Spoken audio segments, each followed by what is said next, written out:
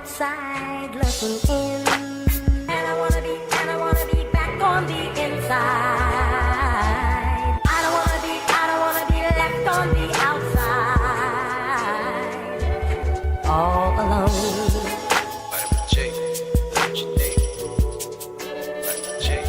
All alone.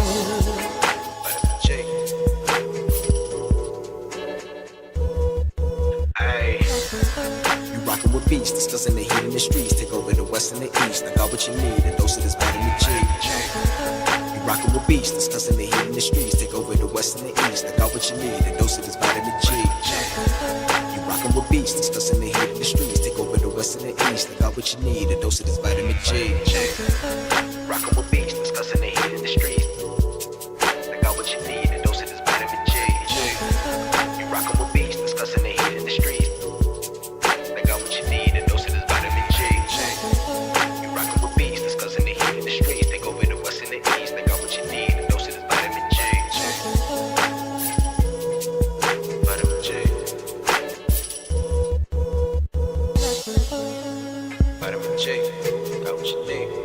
I'm on the outside looking in, and I wanna be back on the inside.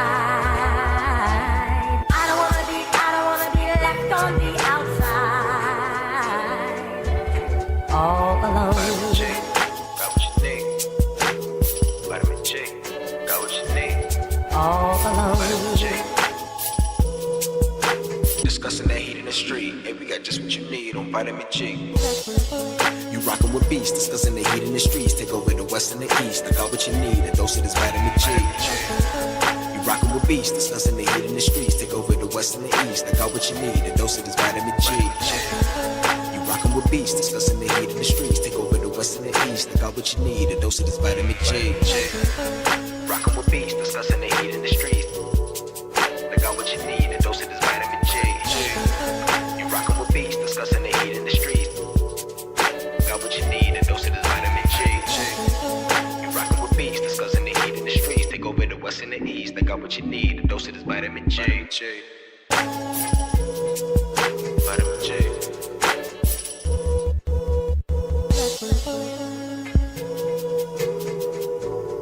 I'm on the outside looking in, and I wanna be back on the inside.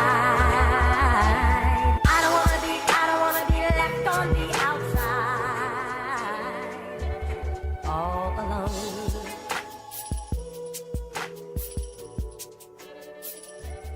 All alone.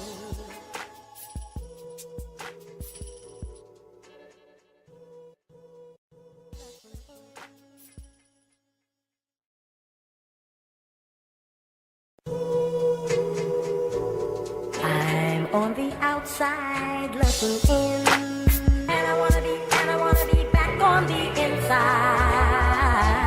I don't wanna be left on the outside, all alone. Vitamin G, got what you need. Vitamin G, got what All you need. alone. Vitamin G. Ay. You rockin' with beats, discussing the heat in the streets. Take over the west and the east. I got what you need, a dose of this vitamin G. You rockin' with beats, discussing the heat in the streets. Take over the west and the east. I got what you need, a dose of this vitamin G. You rockin' with beats, discussing the heat in the streets. Take over the west and the east. I got what you need, a dose of this vitamin G. Rockin' with beats, discussing the heat in the streets. I got what you need, a dose of this vitamin G. You rockin' with beats, discussing the heat in the streets. I got what you need, a dose of this vitamin G. You rockin' with beats, discussing the heat in the streets. Take over the west and the east. I got what you need, a dose of this vitamin G. Vitamin G. Vitamin G. Got what you need. I'm on the outside looking in, and I wanna be back on the inside. I don't wanna be left on the outside, all alone. Vitamin G, got what you need. Vitamin G, got what you need. All alone. Vitamin G.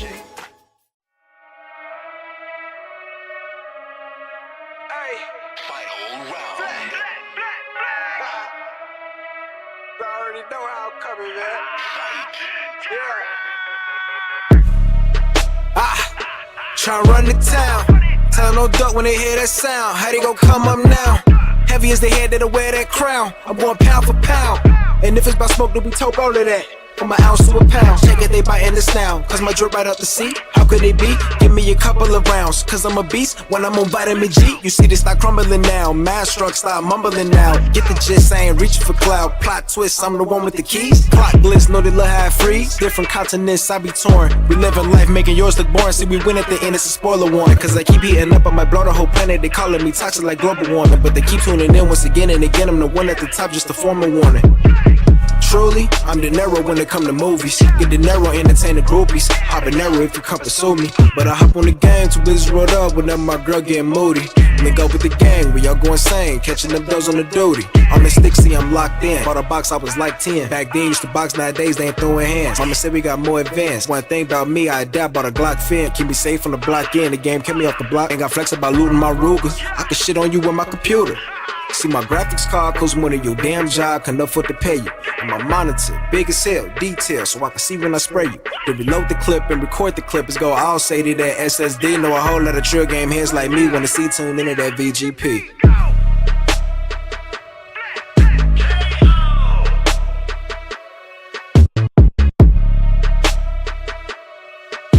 Take over the west and the east, and we got just what you need on vitamin G.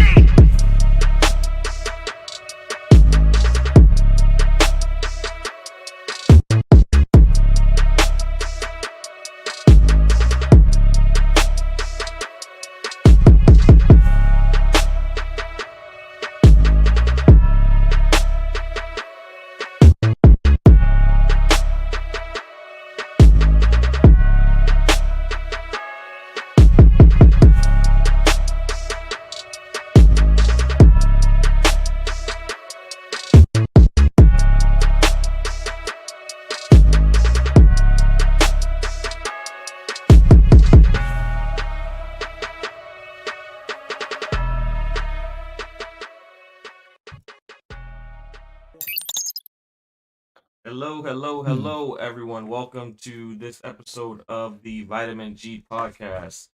This is your host, Pharaoh, and today we are going to be talking about all things gaming.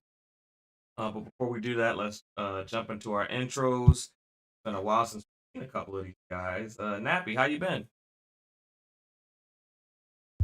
Hey, what's going on, everyone? This is your friendly neighborhood ninja. I've been doing good. Sorry I missed last episode. Some stuff came up that I had to address that involved me not being part of the show, unfortunately, for last Monday. But as for me, I've been doing good. Gaming wise, I've been playing Monster Hunter Rise a little bit. Also have been playing a little bit of Call of Duty. And I am almost done with the controller review for the 8-bit. Wait, if I can get the wire. There we go. This wired Xbox controller, the 8-bit Ultimate Xbox wire controller, which is surprisingly very, very comfortable to hold in the hands. I was actually shocked about this thing. So you should expect a controller on this week. Also, the company Patron has finally released the software for the western part of the world for this controller. This right here is the 8-bit Do. Not 8-bit Do. This is the Patron Zeus 2 controller, the new flagship controller for PC, Nintendo Switch, iOS, and Android. So I've been having this controller for like 3 months, and I couldn't do nothing with it. But now that I got the software, I can actually continue to work on this review again, which I'm really excited for. And yeah, that's pretty much it. Also kind of went to a pool parties this weekend, so I've been swimming. My stroke game's very weak. I am nowhere near a good swimmer like I used to be. So, yeah. I'm gonna leave that one alone. All right. Moving on from weak stroke game, our next member that likes to skip class, Zero. What you been up to? What is going on, people? Good to be back. Sorry, I missed a couple. Just went crazy. But man, nothing much. I have been really gaming a bit too much. I'm a bit overwhelmed with everything that I'm playing. Yakuza 2, or Yakuza Kiwami 2. I got Diablo. I got Diablo 4.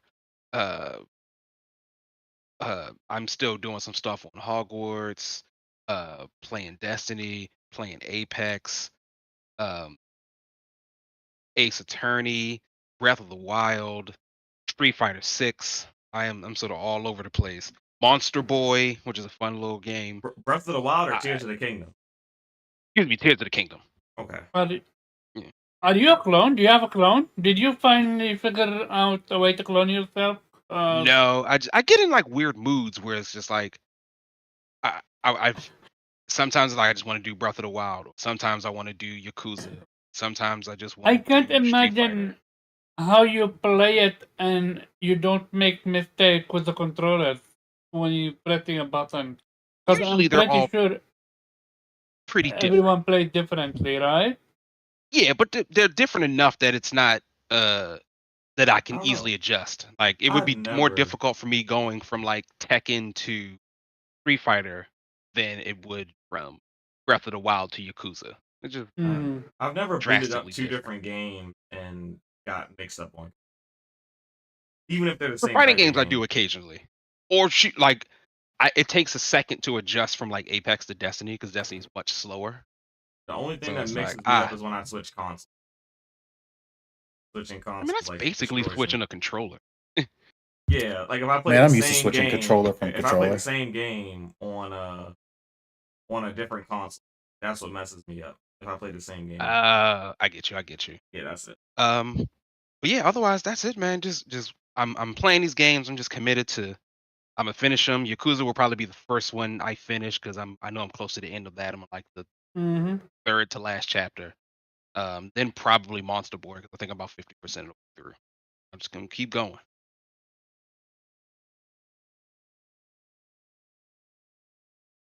Monster Boy, is that the one with the dude and the animals that you can Yes. turn into? I love that game.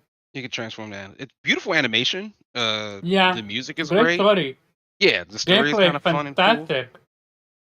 Yeah, I'd say if anybody's got PS Now, that's where I got it from. Give it a It's quick PS download. Plus, you mean? Yeah, it's PS Now. Yeah. Great story. I loved it. Yeah. Oh, and if you like puzzle games, the game Humanity, which is effectively just if those who are younger, we hear you, Pharaoh. They're But Yeah. yelling at his kids. yeah. Oh, okay. So yeah, that's basically it. But Humanity's awesome. If anybody's ever played the game Lemmings, an old, I think Rockstar made that game. Old PC game. It's basically just a modern, updated version of that. Mm-hmm. Yeah, I have the Humanity downloaded, just yet to touch it. It's fun. It's a nice puzzle game. Mm-hmm. All right. But otherwise, yeah, that's it for me. Yeah, Well- since Pharaoh is not... You here, Pharaoh? Oh, I'm here. Yeah, Okay, you still so see me at the good. bottom. Omar, what have you been playing? What have you been up? Yeah, so Yakuza 0 is finished. I loved it. Love the story. Love the voice acting. Love the side stories. Really do. Started a game called Omno. It's on PlayStation now as well. It's a quirky, fun puzzle solving game. There is no much to it. I finished a game Jube is know about it called Tunic. I loved it, but at the same time, I'm like, you're doing too much extra. This whole thing with the book. I'm curious. I'm genuinely curious. Jube, I will leave that to the general discussion. Other than that, I started a game called Yakuza Kiwami 1. As much as I'm loving the story, I'm not a fan of the combat because it's literally zero. There is, so far from what I played, zero additional in stuff to it. Yeah, one thing, enemies can regen health, and you need an extra special move to prevent them from doing so. That's it. So that's disappointing for me. Going from there, I played the demo for Final Fantasy 16, and wow. this is it. It have it all. It has gameplay wise, it have a story wise, voice acting wise. It is so good to the point I am even not sure if I'm gonna play it sub or dub. Because both voice actings are amazing. It's yeah, this is if this continues the way it starts, story wise, keep being interesting, keep having mysteries and all the jazz. This is game of the year, no question asked. And yeah, that's about me. Hey, Jube, are you there?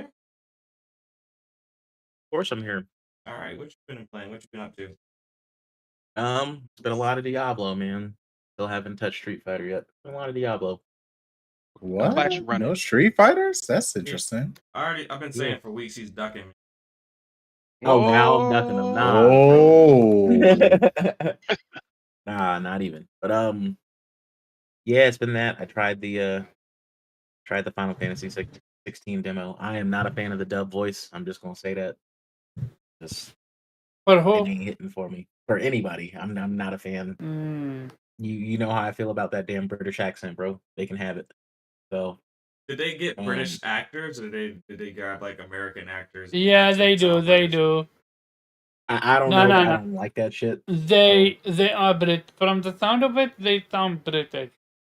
But Yeah. whether they are British themselves, I need to look it up. It's Yeah, just like literally that's listening what to I was Dante curious. talk Did they all grab the British time. actors, or did they like grab like American? They sound British. Yeah, That's nah, an interesting choice. I just don't feel like listening to Dante talk for like 60 hours. Um, outside of that, I am looking forward to finally throwing on the gloves for Street Fighter this week. And yeah, let's get into some shit. I should also finish the campaign for Diablo. Yeah, for Diablo this week too. But it gives me a couple weeks to train. But yeah. All right. All right. Well, as for me, I've been playing Street Fighter 6 so far. I've just been doing the story mode. I haven't done anything. When I say the story mode, I mean like the individual character story mode, not my personal character. So far I've knocked out like um, five characters, and then once I do that, I'll dive into my own story, and then I'll work my way into playing online. But I'm just trying to get the whole offline experience first. I've been playing that. Then outside of that, still Yakuza. Planet of Lana. Been Which playing one? that. The latest one. You're doing 7 like a dragon. Right? Oh, No, not like a dragon. Ishin. Ishin. Ishin, Yeah, like a dragon. Oh, Ishin. Ishin. Oh, Yeah, okay. Ishin. No. Yeah, like a dragon, the new one. Yeah. I So got the it. last one, the latest release in America at least is Ishin. It may have been. Yeah. That's the latest one. And then playing that. Been playing Planet of Lana. It's a really pretty game. Little indie. Definitely has the charm. And that's about it. You know, I've been playing some different games with the kids and stuff also, but you know, as far as my personal game, that's pretty much what I've been playing. And I have been beta testing the new Madden 24. That's pretty cool. Yeah, that's been about it for me. So now I guess we'll jump into our general discussion. If there's gaming related topics, I know there's something with PC that Nappy wanted to cover really quick. So go ahead, Nappy. Yes. So, as far as the PC gaming market goes for graphics cards, it is still not a favorable market. So, the Nvidia is releasing their RTX 4060, 4060 Super 8 GB model, and 4060 Super 16 GB model. The 4060 Super is going around $400. The Super 8 GB is like $350, and the regular 460 for 8 GB model is going for $300. Price to performance wise, they're all pretty not favorable deals. And yeah, nobody's buying these graphics cards because they're too expensive. We never had the 60 series or the 60 versions of any NVIDIA cards over $400. It usually is around $250. So, and also the 8 gigabytes of VRAM for a $300 graphics card. We need more than 8 gigabytes of VRAM at this point if we're going to play these newer, improved titles because, like, 8 gigabytes ain't cutting it no more. 8 gigabytes should be the minimum now for moving forward when making new graphics cards. And on other news, for PC gaming, if you own a gigabyte a GPU from a 30 series or 40 series, be careful. There has been some cracks on the around the PCI port of the graphics card, and if you have those cracks because of all the data that may go through them, it can actually brick your graphics card. And it sucks because Gigabyte isn't honoring warranties for the cracked graphics card, so people are rightfully pissed. I would as well if it happened to me. Like, come on. Yeah, these are 30 and 40 series graphics cards. Oh, Dragon Heart Yobi. If you're looking to upgrade, I got a 2060. Any recommendations?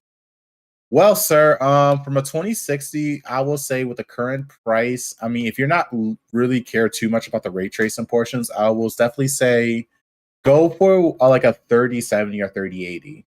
Right now, if you can find a new one, because they still have new cars in the market, those are actually some pretty good deals. Or if you want to go AMD size, the 6800, what was it, 6800 is right now a really solid deal as far as graphic cards upgrades, because right now AMD is killing it more.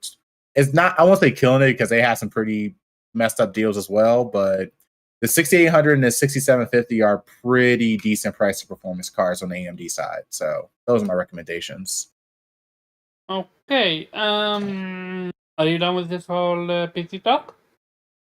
Yeah, that's all I have. Yeah. Yeah, I'm making sure so I don't interrupt you. No problem. Jubei, Tunic, did you did everything? Did you look up stuff about the book, or did you figure it out on yourself?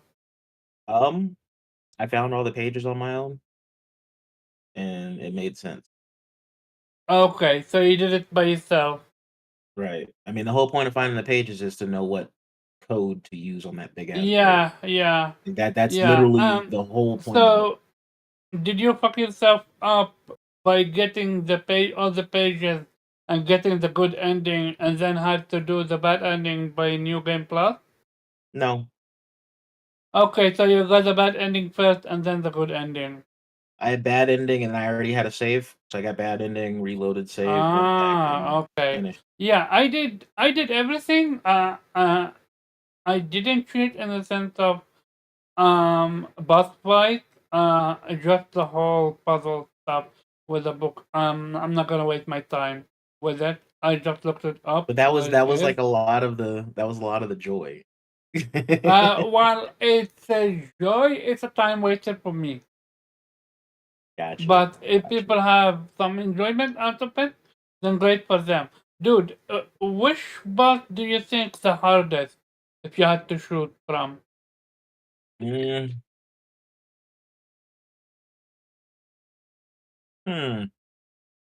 I would choose the one with the shotgun and the claw.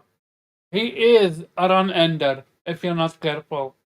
Oh, you mean the one that was in like the weird area? Yeah, he is almost like in a pyramid area. Floor. Yeah, in that area. Yeah, he was a bastard for sure. No, he was a tough bastard for sure. He is rough. If you're not careful. The final boss could also be cheap if you didn't know what the hell you were doing. The final boss, I missed out on it because, again, I got the book. Yeah. I had no idea that, like, a lot of stuff I wish I knew beforehand, but that's why I tried to go all in blind.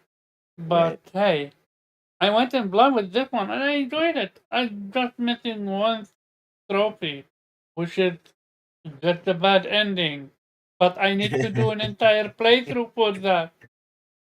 You only have to do the 3 areas. You know, you got to do the shitty poison area. You just got to get 3 things to open the door. Oh yeah, then you have and to then go in come. depth. But I would be as a ghost. Then I do still need to get my energy and stuff back. I'm not sure. It's, I will think about. I'm absolutely not gonna. I have too many games to play right now to play, Yeah, especially if I'm getting Final Fantasy 16. Holy fuck! What you thought of it? You played it, right? yeah, I played it. You enjoyed it or not? Combat's cool. Story so far is cool. I'm not a big fan of the traversal right now. I just think it feels awkward to run, but that's just me, and I just think the dub voice is just fucking awful. So I think when I switch that back, And it's gonna be combat. a lot better. Um, I haven't done anything super crazy in combat. Oh, Just in dub, just hearing the repetitive, like when you keep getting like perfect you dodges and shit. you I just be like, you "Ugh, played. shit." You finished the demo. No, not yet. Okay. After you finish the demo, there's a different section where you can play almost like an upgraded version with multiple skills and stuff like that. And that's Yeah. where the combat open up. So Okay. about Final Fantasy 16, what I like and I dislike. You actually get rewarded the way you play. So basically, if you're good at the game, you have the possibility of getting loot based off your skill, which I truly love. Only I don't know what I'm getting. I don't know if I will get anything or I'm supposed to get something out of the area. That's what they're missing. They should let you know in this area if you perform well, we're gonna give you this weapon or this equipment. That would incite the person to play better. And real talk, Final Fantasy 16 demo, download it. You would not be disappointed with this one. Square Enix have a hidden gem on their hand. I say hidden because I was on the fence for this one until the end. I would say far from hitting them because it's their mainline series. While its main line is still doing something new. That's why I said hidden gem. And we still gotta wait and see, right? Lots of people wrote it off as not worthy. But trust me, uh, play the demo, judge it for yourself. Yeah, my only fear is can this carry over for like 16 plus hours? Yeah, it Yeah, I can. mean, It Because can. that's the biggest problem with 15, right? Like, yeah, Yeah, 15 exactly. didn't. Like Yeah, like 15 started out great. and then it just fucking dragged. Yeah, like yeah, and that's my only fear. So I'm hoping it's not the case. as far Also, as I've been playing it in 30 frames mode because that 60 frames mode drops frames. yeah, So as it's far as like, lore and everything, Final Fantasy 15 probably has the best lore of any Final Fantasy Oh, game ever created. And yeah, if wait only they till you gave it play to us. If 16. only they Wait fucking till gave you it to us, play we wouldn't have to hunt 16. it down. yeah, they didn't land. So gotta wait and see how the whole game plays out. I mean, I'll be playing it next week for sure. I'm looking Yeah. forward to your thoughts. Cause maybe you're gonna like it, maybe you're gonna hate it. I'm curious. I am hopeful that I love it. I want me personally. I want Final Fantasy 16 to be essentially the birth of AAA JRPGs that are rated M, because we have rated M Western RPGs left and right. Oh yeah, But we have yeah, not I been got able to you. get we have not been Yeah, able to get that same type of that same type of game from the East. I'm hoping that um Final Final Fantasy 16 is one, a great game, and two, it is very successful, because that could be the birth of us seeing more M-rated yeah. JRPG. I love that idea because that's what my dream before playing Final Fantasy 16. I always wanted a rated M, what you call it, turn based, but we got it with action. But still, I mean, really the only thing that's and stopping from these what I games from being played, rated M is probably the score. That's probably really Only No. It's not the gore. It's the death. It's the tone No, because that you're I mean, if you getting. look at if you go back and look at Final Fantasy VII remake, it has all of that. The only thing it didn't have was gore. I mean, they cussed, said plenty of curse words, so they had strong language, um, had the violence. Only thing that kept it from being M was gore. Like if they would have done, if they would have recreated the scene from the original where you're walking through to Shimmer's office and it was just nothing but blood, it would have been rated M. They already said that they made it purple, the purple goo stuff, because it would have been rated M if they did blood. Oh, that darkness stuff. Yeah, yeah. Yeah. The only that was literally the only thing that stopped Final Fantasy VII being rated. It should have been. It should have been though, because we deserve it. Yeah. Would have been Fuck interesting them thing to kids. see. They don't need to fully market this game to rated. kids, Like if bro. you I'm an adult. if you would have had to see like Jesse and Biggs like bleeding out, yeah, that they it would have been rated M for sure. It Yeah, needs to sad be, they though. had I want that, though. the smoky black, whatever it was. Yeah. Yeah, nah, I like, it's think. not- I feel I like there's no think- stakes with no blood. I think the legendary moment where Eric just stabbed, that by itself should be rated M for me too. I But mean, we still got one more coming, right? Like There's the a- legendary moment. there's a little bit of hope that we'll see, I guess, a little bit more red in Final Fantasy VII because when Sonon died, there was blood, but I guess they don't rate M DLC, so they got I'm just saying they haven't seen kids cartoons lately.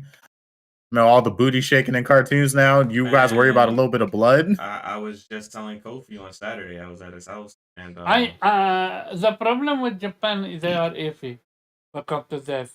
They would allow an anime to have gore and stuff, well, and then they censor stuff in video games.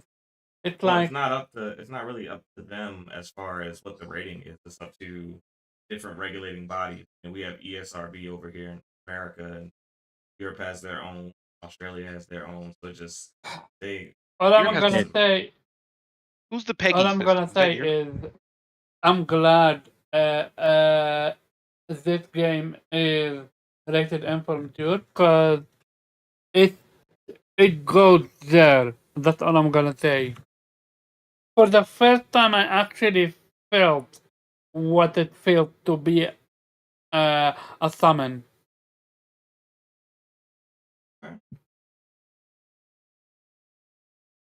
Well, But I think I mean, we can start. Speaking of Oh, kid yeah, go ahead. things, just real quickly, like if you have not seen it, you definitely should go see Across the Spider-Verse. Absolutely fantastic. I wanna would- watch it. I'm waiting on the Blu-ray or rather the download version. How was it? Incredible. Absolutely incredible. I'm keep seeing that this hearing week people with my saying that. girl. This week with my girl, we're It's- going to see that. It's the first Yeah. movie I think I've in a long time that I've wanted to see twice. Wait, aside from the Mario movie or No, I got everything the Mario movie wanted to do the first go around. So like oh, good on that one. I okay. bought it and I still haven't watched. Like my kids have watched it like 4 or 5 times. Yeah. I just haven't taken a chance to watch it. Spider-Verse is like it's a visual experience that like it's legitimately difficult to catch everything that's happening on screen. Are you talking about Easter eggs or just following the story? No, the story's easy to follow. I would actually just say the art direction and Easter eggs because like it's not a terribly large spoiler. There's a bunch of spider people in this movie. And so there are points where they're introducing who they are, but it goes by very fast. Hmm. And it's a lot of visual information on the screen because it doesn't look like other movies. And so it's very hard to follow everything that's happening at the same time. So going back and just watch it again to see the things that I miss and know what I'm looking for, catch clues and stuff that I missed the first time around. So I can't recommend it enough. Mm-hmm. I've heard there's a Is lot it- of issues oh, go ahead, with the Fero. audio mixing with Spider-Verse. I didn't have that issue, but I saw a lot of people having the same one. Yeah, So there's it might just be particularly a like the scene in the individual opening. theaters and like the speakers that they're using may not be compatible. I don't know. But I saw a bunch of people have that issue, particularly like there's in some of the opening scenes. Like it's just that they were saying like it's impossible to hear what's being said. Yeah. Oh, audio-wise, uh-huh. Yeah. So what about Interesting. FPS? Did it do well, FPS-wise? Because the first one was running low on FPS, right? No, Well- no. I won't spoil anything, but different. Some Spider-Men are Have a different have different FPS. I got you. different FPS. In fact, I think in the first one, Miles has a slower FPS than everyone else. I think Miles, everybody was his was set to like 24. Actually, Yeah. all of theirs was set to like 24 FPS. It's something different about Miles that he was just like No, just a bit Miles off. Miles was absolutely 24, bro. It was not 30. It was something else. But it was like a So- purposeful decision to make him that way, like not a mistake. Yeah. Like Yeah. I mean, because Spider Gwen pointing out and that he's everyone a bit else special. moved. Spider Gwen and all Gwen the is other Spider definitely, like, people. yeah, full 30. She's moving. So, but I mean, people were saying they may spin off and do a Spider Gwen thing, where it's like just kind of her. She's grown to be very popular out of this. There are two breakout stars, and Gwen is definitely one of them. I think I've seen the pictures of one with they showed him off with the character from Arcane Echo and some other stuff, saying because a lot of people want to try cosplay as him now. Yeah, he's going to be the big cosplay this season. Yep, BlurCon. Yeah, around the corner. Yeah, he'll be the big cosplay. See, like I can hear the sewing machines revving up now. Yep. And he has dreads. So, honestly, man, if you have a chance to see it, see it. We don't get a lot of like Spider-Man's had a lot going on for the past couple of years, and people feel the way they want to feel about Miles. It's probably some of the best Spider-Man we've gotten every time. That is including from the Marvel version of Spider-Man. Damn, that good, eh? Yeah, I still And need to see it. apparently, this is part 2. There's supposed to be another part. It's a trilogy, so there's gonna be one more. It's a trilogy. Yep. And the Miles. Yeah, and yeah, but so basically, I heard this one ends on a cliffhanger. Think Star Wars. Think Back to the Future. Think Lord of the Rings. It's a trilogy, so you clearly know it's going to be a third. What would you rate it out of 10? For lack of like giving things a perfect 10, 9.5. 10. Oh, okay. Is it better than the first Sonic game movie? Oh, easily. Easily. Okay.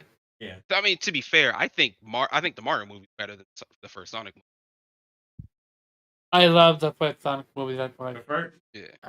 I think the first Sonic movie, just like the first Miles Morales film, were kind of like test runs to be like, you know, yeah, can we make more content? But I also think, for particularly for those two, like they make them just like they made them with the intent that like we might not get another shot at this, so like let's give it everything we got. Yeah, I don't think Sony expected Miles Morales to take off the way it did. Exactly, because the first Miles Morales movie is a complete story. Like it did not need a sequel. They made a sequel, but it's a complete story. Yeah, they weren't expecting. They were expecting Miles Morales to be a one and done type thing. Yeah, they were probably expecting to make most of their money off of DVD sales and not necessarily like people packing the theaters for it. Yeah, being big animated.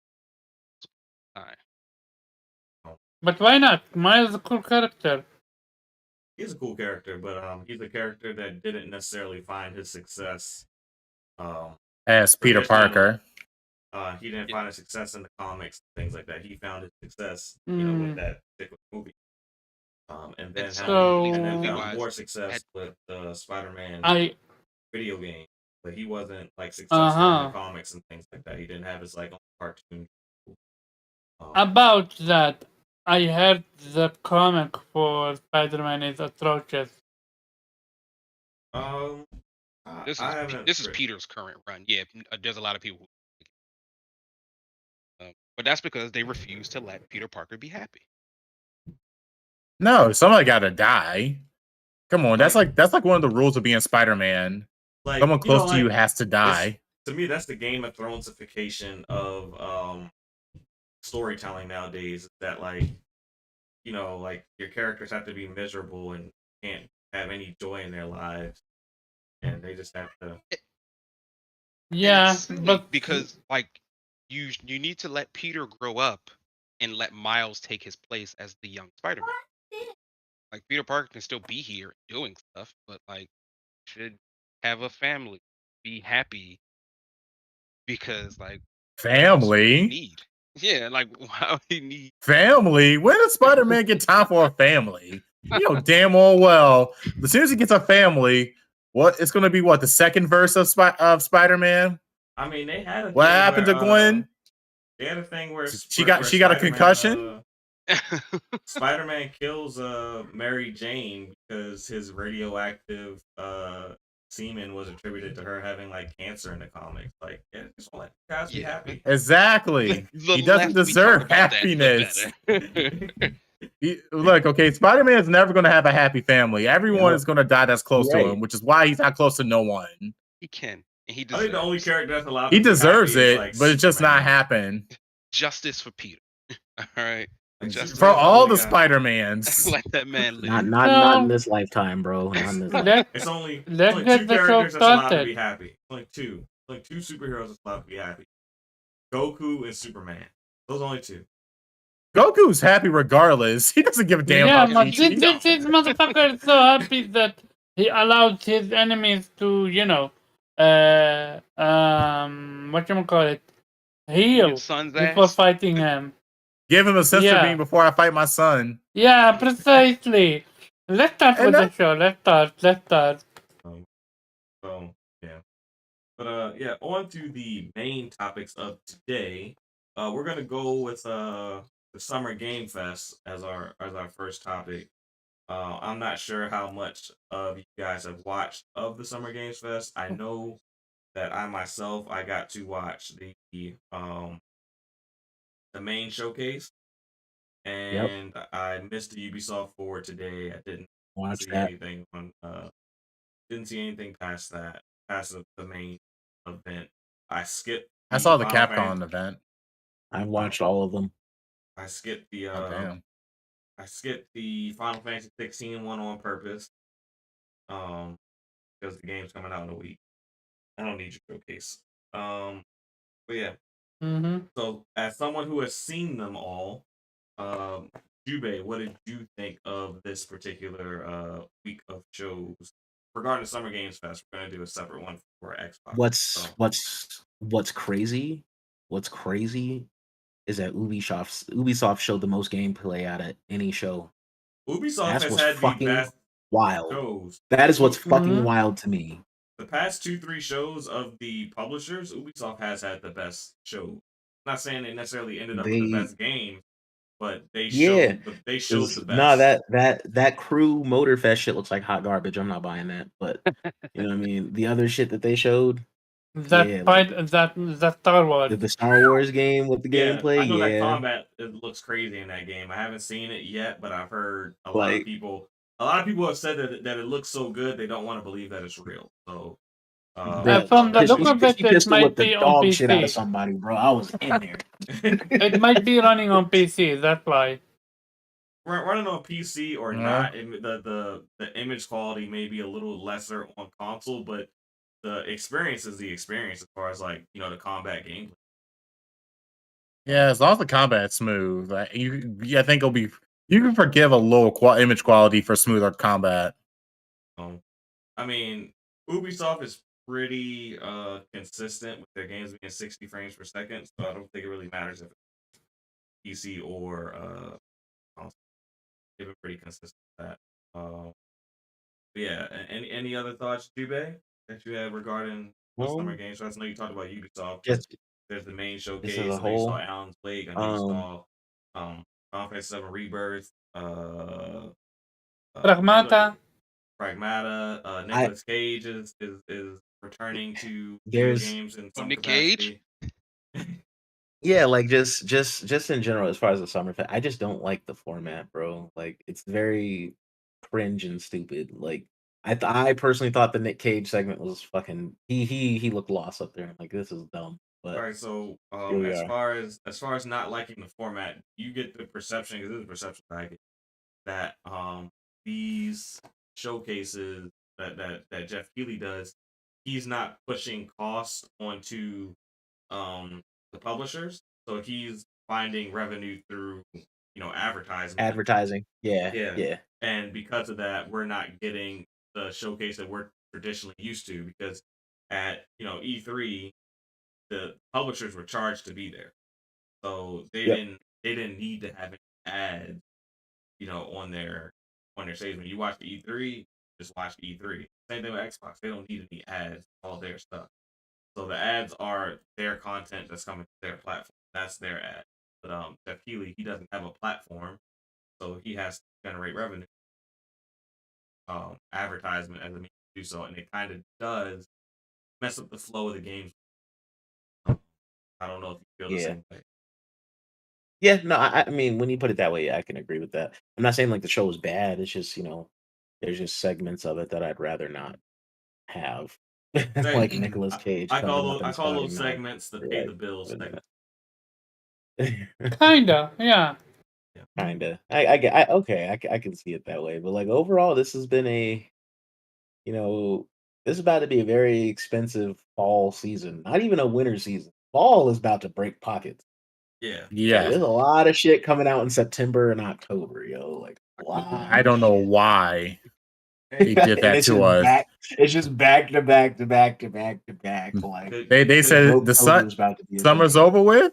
We want to play some video games. Yeah. Yeah, at but least like I said, there's nothing really in outside of like Avatar. There's nothing in maybe whenever Call of Duty drops. Like there's nothing in like this holiday window for real, for real. Yeah, I Like mean, nothing crazy. these collector's edition pre-orders are fucking breaking pockets. I know. The Spider-Man drops into I the Spider-Man collector's edition drops in 2 days. I don't want that shit. I Mm. I will happily just get the disc. I don't need that Venom statue in my house. Who, Venom hater? Nah, that wasn't worth the money to me. So I'm good. I mean, you're right, because you think about it. Like, if you just started with Street Fighter 6 to Diablo 4 to Spider-Man to Final Fantasy 16, like that's got to be somewhere around $600 worth of content in special order Yeah. purchases. And most of those games are $100 a piece. My Street Fighter Yeah. copy was $100. My Diablo copy was $100. Like Yeah, my Final Fantasy copy is $100. Like god damn it. if you're Like, buying all the I'm content, out here. I'm crying. I'm crying right now. Are you really? But You seem why like not you're enjoying yourself. prioritize what you want? What do you mean? I spend money on what I want. That is prioritizing. I pre-ordered the Mortal Kombat Collector's Edition because I wanted it. I got my Constellation Okay. Edition for Starfield because I wanted it. it's like you're paying between $250 and $400 for these each one of these collection editions. Like, this shit is not cheap. So Mm-hmm. Not including all the sort of medium level games that come out. Just gonna pick this up. Thank that you thank the Lord Jesus for Game Pass because I wouldn't be able to. Yes. So Oh my gosh. let's see. I know Omar watched Summer Games Fest, so Omar, give me some thoughts. Okay. While I So disappear for a second. a surprise Spider-Man release date at Summer Game Fest, and it's a PlayStation showcase, stupidity at its finest on PlayStation. Again, Final Fantasy Rebirth trailer. at Summer Game Fest and not a PlayStation Showcase. Another stupidity from PlayStation part. So did you feel that those were kind of like damage control from the reaction of the PlayStation Showcase, or do you think they planned all along on at the Summer Games? No, this was a done deal all along. Cause remember, they were hyping up. They were releasing tidbit of Final Fantasy tweets all over Twitter for the Well, no, past I'm not talking about Final few Fantasy. weeks. I'm talking about the first party. You know, like specifically Spider-Man being at the release date being No. Even on the that, Summer even Game Fest that. days. Nah. Cause here's the thing. They are not gonna force the developer to release to give a release date if they're not confident in that release date themselves. PlayStation would rather take an L and then do a better showcase than even admit that their showcase was terrible. That's why. Um. So with this showcase, I'm talking about the Summer Game Fest. This was a done deal about Spider-Man. This was a done deal about um uh the whole Final Fantasy Rebirth trailer. Speaking of Final Fantasy Rebirth, it's looking good. It's looking great even. I'm looking forward to it. Um, mm, then you have Pragmata from Capcom. Oh wow! I need more of this game. It's delayed though. Again, we ain't seeing no It's more of this delayed. game no Yeah, it's time delayed. soon. It's delayed, which clearly seems they're not ready, and that's sad about it. Hey, I would rather them delay a game than release it unfinished and get destroyed. Like, I would rather a game be delayed or cancelled than be released and be destroyed. That's my I mean, opinion. can you Yeah, go ahead. imagine lagging really crazy in Dragon Dogma in the middle of climbing a dragon, stabbing it in his neck, and just start lagging during Dude, an epic moment like that? like that would be such a fucked up moment where you're like, come on. To Yeah, the you have. point where I might actually replay the fight just so I can get the ending. Because that's the most satisfying thing about it. Or if you're a mage hiding behind a rock and summon meteor or a tornado on the dragon. I'm kind of curious if this That's game will have also ray why. tracing. Once you make all the particle effects go off. Oh, don't make me. So again, another L on Capcom, Dragon Dogma. They didn't show anything new. They just showed the original trailer. Um, with another surprise. So two more surprises. One was the Star Wars Outlaw. Inject that in my veins. That's Yeah, another we're game going. I'm super excited about. We guess I saw the gameplay. we're saving on. It was at the Xbox showcase. So save that one for the Xbox. It was, but the gameplay was at Ubisoft Yeah. showcase. That's where I saw the gameplay. There is also Metaphor, which was debuted at Xbox showcase from Atlas. I'm super excited about that. What, the two To the Persona point games? where I actually built. Sorry. You talking about the two Persona games? No. It's an Atlas game called Metaphor. It's like Yeah, it seems to be the it's next. it seems to it's a Persona game, bro. Yeah, it seems to be the Oh next yeah, stage. I actually built to the point where I actually believe that Microsoft just revealed Persona 6 on their showcase. They That would practically have did. That's pretty much what no, they Metaphor is. didn't, because this is not Persona.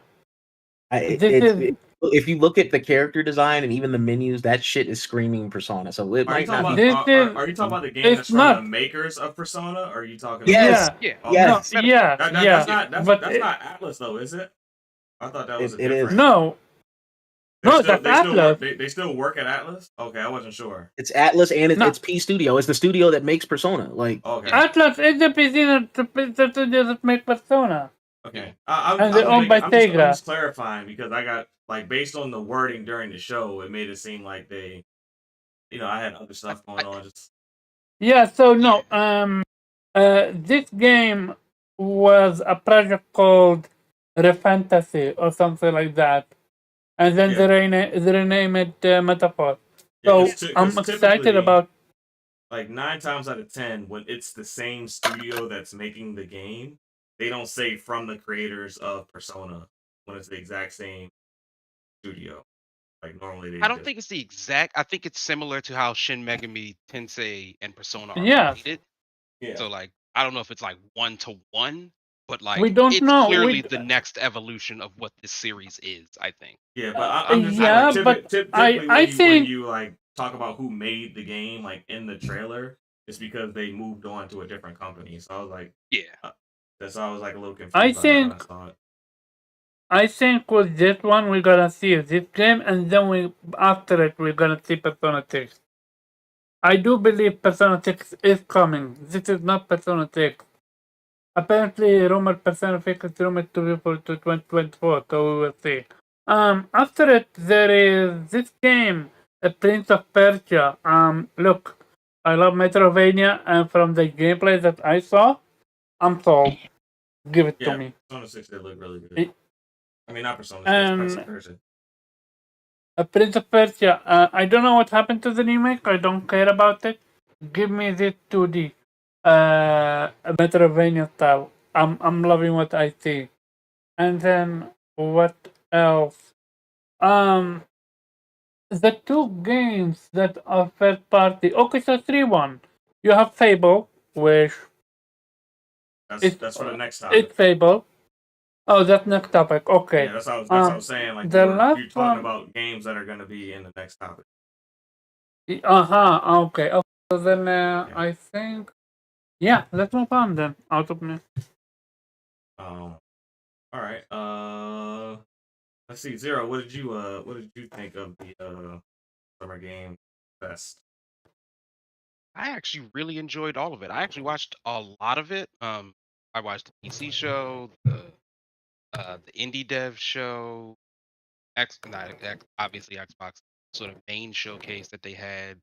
The only one I didn't see was Saw. I just caught sort of highlights to it, but I actually kind of enjoyed Summer Games Fest. It got me excited about a lot of things that are coming in the pipe that it looked to be really really fun. Uh, Exo Primal still looks really fun. I Oh yeah, with the Street Fighter Yeah, DLC. with the Robot Ryu DLC, like that looks kind of cool. Not a video game. I was oddly impressed by what is probably a minute at best of what they showed from Twisted Metal. Like Oh, that was entertaining. it got The a little music chuckle out they of me. played.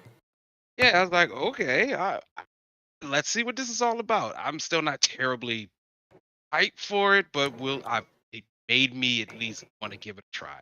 So they showed Mortal Twisted Kombat Metal. looked I missed that. Yeah, it was only about a minute. Yeah, So yeah, it wasn't very long. they Not played like a like a full track. Cisco song. I loved it. Okay, It was so is funnier it a than I game? Was it a game expected. announcement, or you said it wasn't a game? That's No, funny. it's a new show coming to Peacock. I don't know what this means for the game. I imagine If the there's show a does show, well. there's a game behind it. Yeah, that's what I mean. Like I Yeah. imagine. So depending on how well this show does, might get ourselves a new Twisted Metal game. Also depend on if what you call it, Bungie canceled it or not. Does Bungie make that? Bungie doesn't make Twisted Metal. No, but No, Bungie is the one that's in control of PlayStation games as a live service, and this one's rumored to be as such. yeah, that's the So worst if they decision went ever. But and they saw the, Yeah, Twisted Metal probably shouldn't be a live service game, but whatever. I guess you gotta continue to make money. um, I agree with you. so the thing I was massively excited for was Like a Dragon Gaiden, A Man with No Name, which looks. I love this studio. I love Yakuza, so I'm here for it. Um, Mortal Kombat looked absolutely really cool. I'm very very intrigued at like the story goes from here on out. But even at the PC gaming show, there was a game called 30XX, which is basically Mega Man but girls. I'm surprised you just heard about that one. That's been Yeah, out for a long time. I saw. I was like, "What is this?" And like, why is it Mega Man? Why is it literally just Mega Man with girls? Well, it's not girls. It's one girl, one robot guy, but Oh, that the Zero is a robot guy. He looks like, but I guess to be fair, so does original Zero look like a girl too. the red character's a guy. Yeah. You should play Okay. 20. You should play 20XX too. You know, So Japan is that very what? big So into is those it's a metrosexual sequel characters. to 20XX? Because I'm familiar with 20XX. Yes, 20XX. Yes, Uh, sequel. okay, that makes more sense of why it felt familiar, but I was like, I don't know what this is. Okay, that makes sense. And Eternites. Eternites looks really cool. Uh, very interested in seeing where this is gonna go, and sort of action adventure, sort of Persona. I thought the trailer was kind of fun and interesting about like how they're gonna lean real heavy on like it's about relationships, guys. You have to get a boyfriend and or girlfriend, and also save the world probably. So like I enjoyed it. I even laughed. I didn't really see anything of Ubisoft except for the opening, which was Just Dance. And I was like, I kind of miss the weird Just Dance segment. Like this was all right. Good to be back. I'm starting to think I need to reevaluate my feelings on E3 being gone because now I'm starting to miss the whole pageantry of it all. Uh, I like what you and Jube said, Pharaoh, about there does seem something weird about how the showcase is spread out. Um, and so now I'm kind of wishing, and I'm on record, so I'm at fault here. But I definitely was like, we don't need E3 show. Who cares? I guess I'm starting to care now. I kind of miss people getting up on stage and making a big old deal about stuff. That's You kind of know, missing from Keeley, or like it doesn't need to be as massively stupid as like the Last of Us reveal, the Last of Us 2 reveal, but somewhere in the middle, I think you can I think I find a nice think middle ground to get that done. I think all these developers and publishers are afraid of the stage now. That Oh, they have to pre-recorded, be. yeah, Yeah, that they have to pre-recorded is be. a very safe space where you can edit and get everything just And it right cost you how you zero want it. money. Yep, make adjustments on the fly if you need to. Yep. And it's so and the one thing that always feels different to me about Summer Games Fest as a whole, I know that there are people there on the floor who are playing video games, but for some reason it feels like during E3 it would be just this constant coverage of like IGN or folks just at the on the floor like playing games or sitting down with developers and talking about their game. I read a lot of articles about people playing the games. I didn't see a lot of videos of just people sitting down pretty much all day just like playing the game. The only Am thing I that am I I am I saw, wrong on that, or is it just well, me? the only thing that I saw was that apparently the foam game is Foam apparently a stars. hit. Yeah, everyone that played it is in love with it. That's the only thing that I saw. And of course the Final Fantasy, but that's about it. But did you see Yeah. actual Foam Stars gameplay, or did you just see people talking Mm, about how much they enjoyed Um, it? um, I don't recall seeing gameplay, but even if I watched it, I would have zoned out because that's not for me. No, I get that. I just mean like, cause you make a great point right there, Omar. It's like I feel like in the days of E3, you'd be seeing people play Foam Stars on like IGN or GameSpot.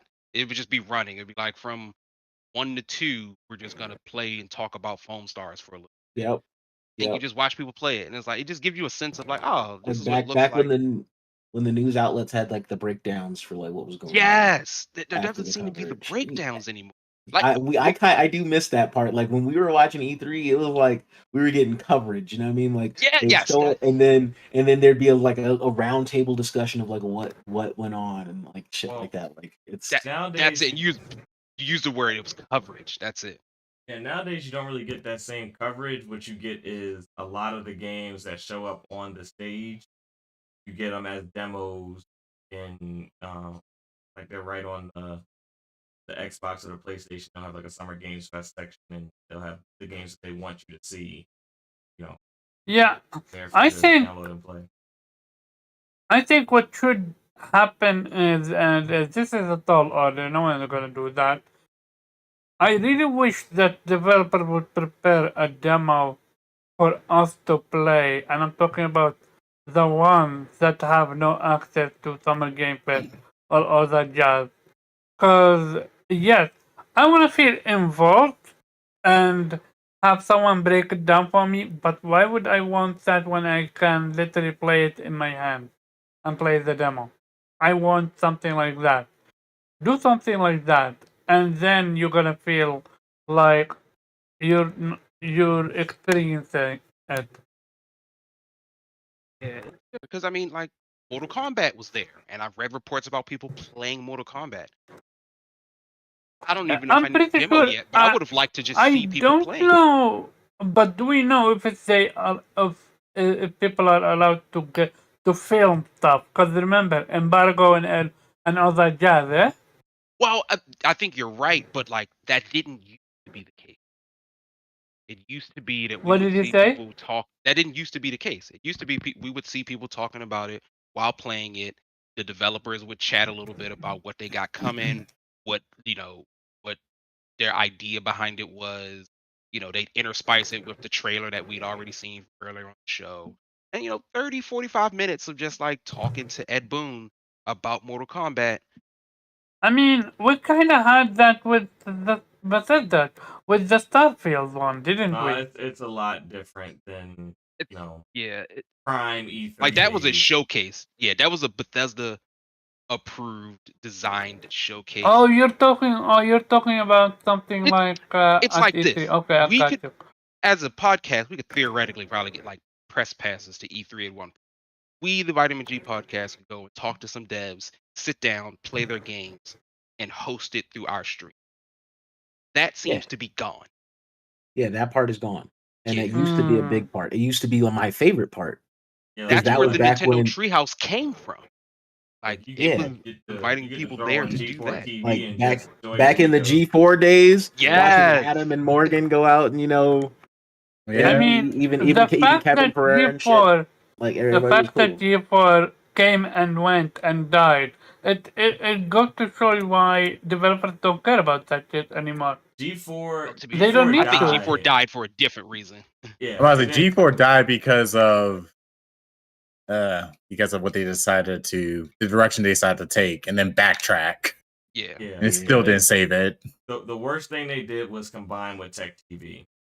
If those two Yes. properties would have stayed separate, they're probably both still around today. Shoot, we used to get anime on G4, bro. Exactly. You got all anime sorts of on Tech stuff. TV too. Tech TV Yeah, had they some had- of Tech TV had a lot better anime than Cartoon Network some on the late night. Yeah. They had the anime we didn't know we needed back then. Like G4 Gungrave. had that drifting show, Initial Drift. Yeah, they did Bubblegum? have Gungrave. I forgot about They that. had Gungrave, they Yeah. had Bubblegum Crisis. Like they had Yeah. They have some hits. They had the anime we didn't know we needed. Overall, I would say I really like the show, but it is starting to now show to me that there was something special about what E3 was doing. And I'm not saying Keeley can't do it, because I don't know. This man Keeley seems to got the juice as far as video game industry is concerned. I mean, he literally got Final Fantasy 16.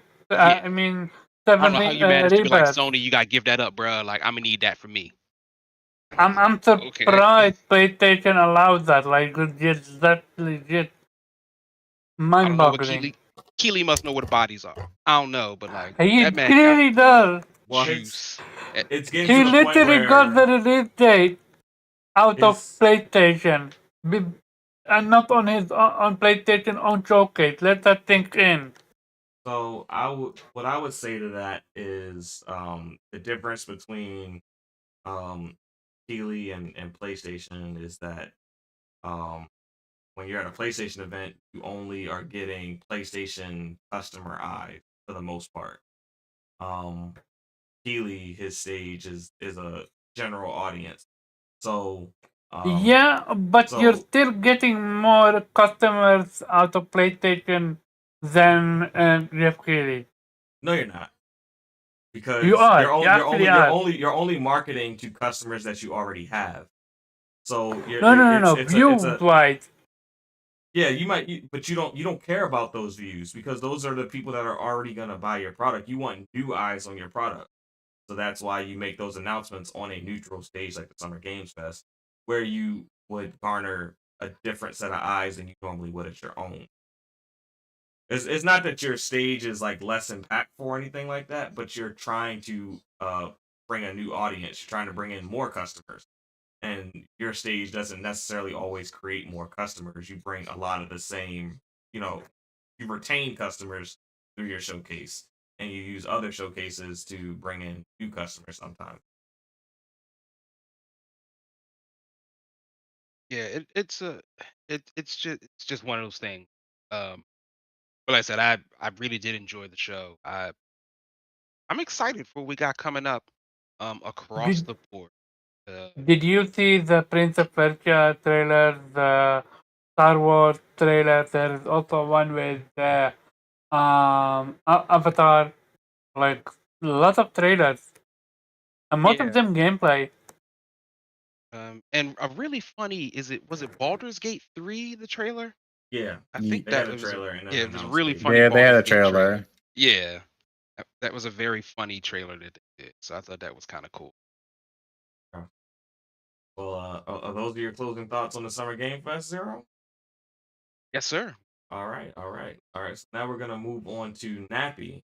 Um, what were your thoughts on what you saw from the Summer Games Fest show? Overall, I say I enjoyed it. One of the biggest things that I'm still excited for, I know a lot of you guys haven't mentioned at all, is Remnants 2 that's coming out in July. I'm actually really excited for I got Gunfire's that one. game. But yes, same with you, Nappy. Same with you. Yes, because I love the first one. It was Which that, one? now that was a is now crap Remnants 2. Remnants 2 Oh, is Remnant. Yeah, I saw the gameplay. That game looked finished. yeah, it's basically a Dark Souls with guns is the best way to describe it. And the first one was actually, now that just was a silent release. It just came out of nowhere and was a really good game. Weird story, but a very good game. And now that they got the extra funding, Gunfire can now can release like a really solid game, and looks like they upped the combat, the melee combat. You get a dog companion. You get different classes. They still got the perk tree, so I'm really excited for Remnants 2. There's another game that caught my eye just because I am a Dragon Ball fan, but this has nothing to do with Dragon Ball whatsoever. Kiryu Toriyama. Oh, it's Sand. Was Oh, it yeah, Yeah, that Sand? it's on one. his game. Sandland. Yeah, Yeah. that I was was a lo- surprise. I was like a Kiryu Toriyama. I was like, oh, okay, we're getting a Dragon Ball game. Then it just wasn't a Dragon Ball game. I was like, what? But it looks fun though. You can see the Dragon Ball inspiration in the game. It would be nice to see them dive back into the world of Dragon Ball. That's probably the most interesting, like, time in the series. Even though Dragon Ball Z is where it took off. Yeah, that'd be pretty cool. yeah, but I was looking at the game and I was just like, you could see the dragon. You could definitely see Kiri Toriyama's like writing influence on it. I mean, the character It literally looked does like charge up. Dragon Quest, didn't it? Slightly, but I mean, it has its own like unique like thing. I'm kind of want to get it just because I'm curious about where Kiri Toriyama was trying to go with this game. This is like a straight out of curiosity when it comes to that one.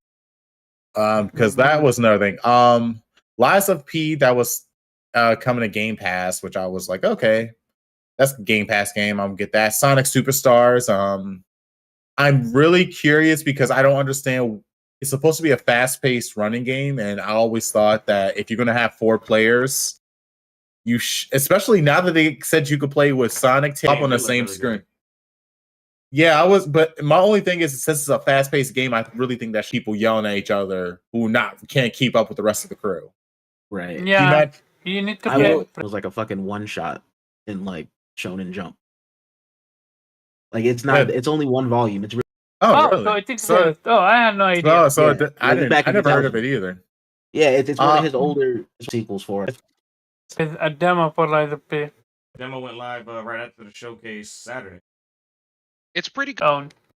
yeah, I It don't know. plays a It's lot on, like if it's on, Bloodborne to me. if the thing that caught my eye was Thrones of Liberty, the MMO RPG. It caught my eye a little bit. I'm really curious about how that game is going to work. And then there was also Warhaven that also caught my eye a little bit. So there's like one of those two games. I was like, I don't know which one I want to play. But Not Dune? not Doom. Not Dune. D-U-N-E. Dune. D-U-N-E. I did not see Dune. Oh, okay. That was the last. Dune Awaken is the other MMORPG. Yeah. It's like a survival RPG. But that was like What the about that big deal at the Warhammer PC game? show. Warhammer What? 4K. Warhammer 4K. Which Warhammer 4K? There's like a bunch The of gameplay, they show gameplay. Space I'm Marine. Oh, forgetting- you about with Space Marine 2? Yeah, Yeah, I'm it's excited for Space Space Marine 2. I haven't I'm just waiting for that. That's another game I'm going to get. But right now, like as far as everything in the game in the showcase, like the first game I'm going to get right off the rip that's coming out very soon is Remnants 2. Like I love Remnants 1, so I'm definitely getting Remnants 2. So also Prince of Persia coming back is actually pretty interesting. Mhm. I was shocked about that one. They stuck with a 2D side scroller. I was like, okay, they remaking the old game, or probably could tell a little bit of a different story. But I was like, okay, I'm digging it. And also a side note, because I watched Capcom Showcase, and I never thought I would get excited that Capcom would show off Monster Hunter for the mobile phone. And I'm like, we're getting Monster Hunter on our phones now. I'm So really excited for Monster Hunter on the phone. You're excited for another gotcha game. I don't know if we don't know if it's a gotcha game. I'm just saying it's Monster I'll Hunter on the admit, phone. if it is a gotcha game, I might buy it. If you give me an opportunity to collect my favorite, right? I mean, it's like you were fighting monsters. The graphics, I mean, they look like they can run on phones. They can run on Nintendo Switch. They can run on phones. I was a little happy. I was like, oh, we got that. Pokemon and Monster Hunter about to have Zero by the neck. Yeah, pretty much. It sounds like it. Yeah.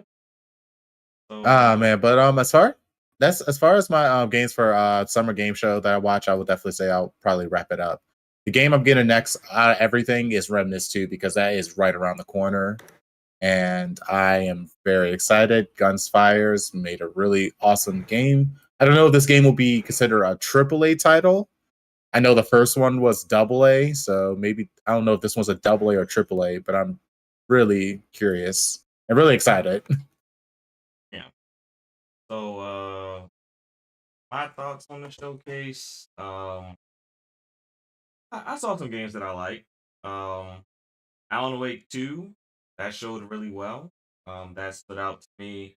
The Sonic game really stood out to me. It brought back the childhood memories, and I'm like, I gotta dive back into that with my kids now. I'll be like, hey, this is the games that Daddy played when he grew up. You are going to yell at your kids for not keeping up. That shit was like Sonic Episode 4 Part 3 or some shit, bro. I was Yeah. like, what?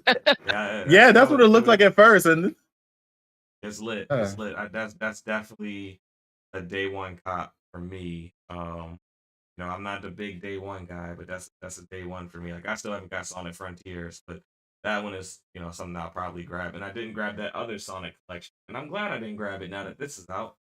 What was it? The Sonic Legends collection or something like that they dropped like 6 months ago. Oh, are you talking about the Sonic? Yeah, the Sonic Legend collection where they released all the Sonic games. Yeah, but they just added Knuckles and they made Amy playable. Yeah, I rather have what's coming out than have that. So yeah, that really stood out to me.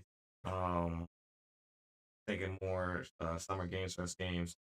I was definitely excited to see Final Fantasy VII Rebirth. But Very shocked that it was there. No, I wasn't shocked it was there. I kind of expect it to show.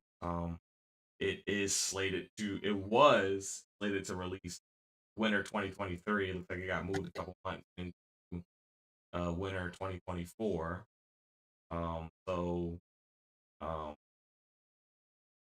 so I definitely expected to see it this weekend.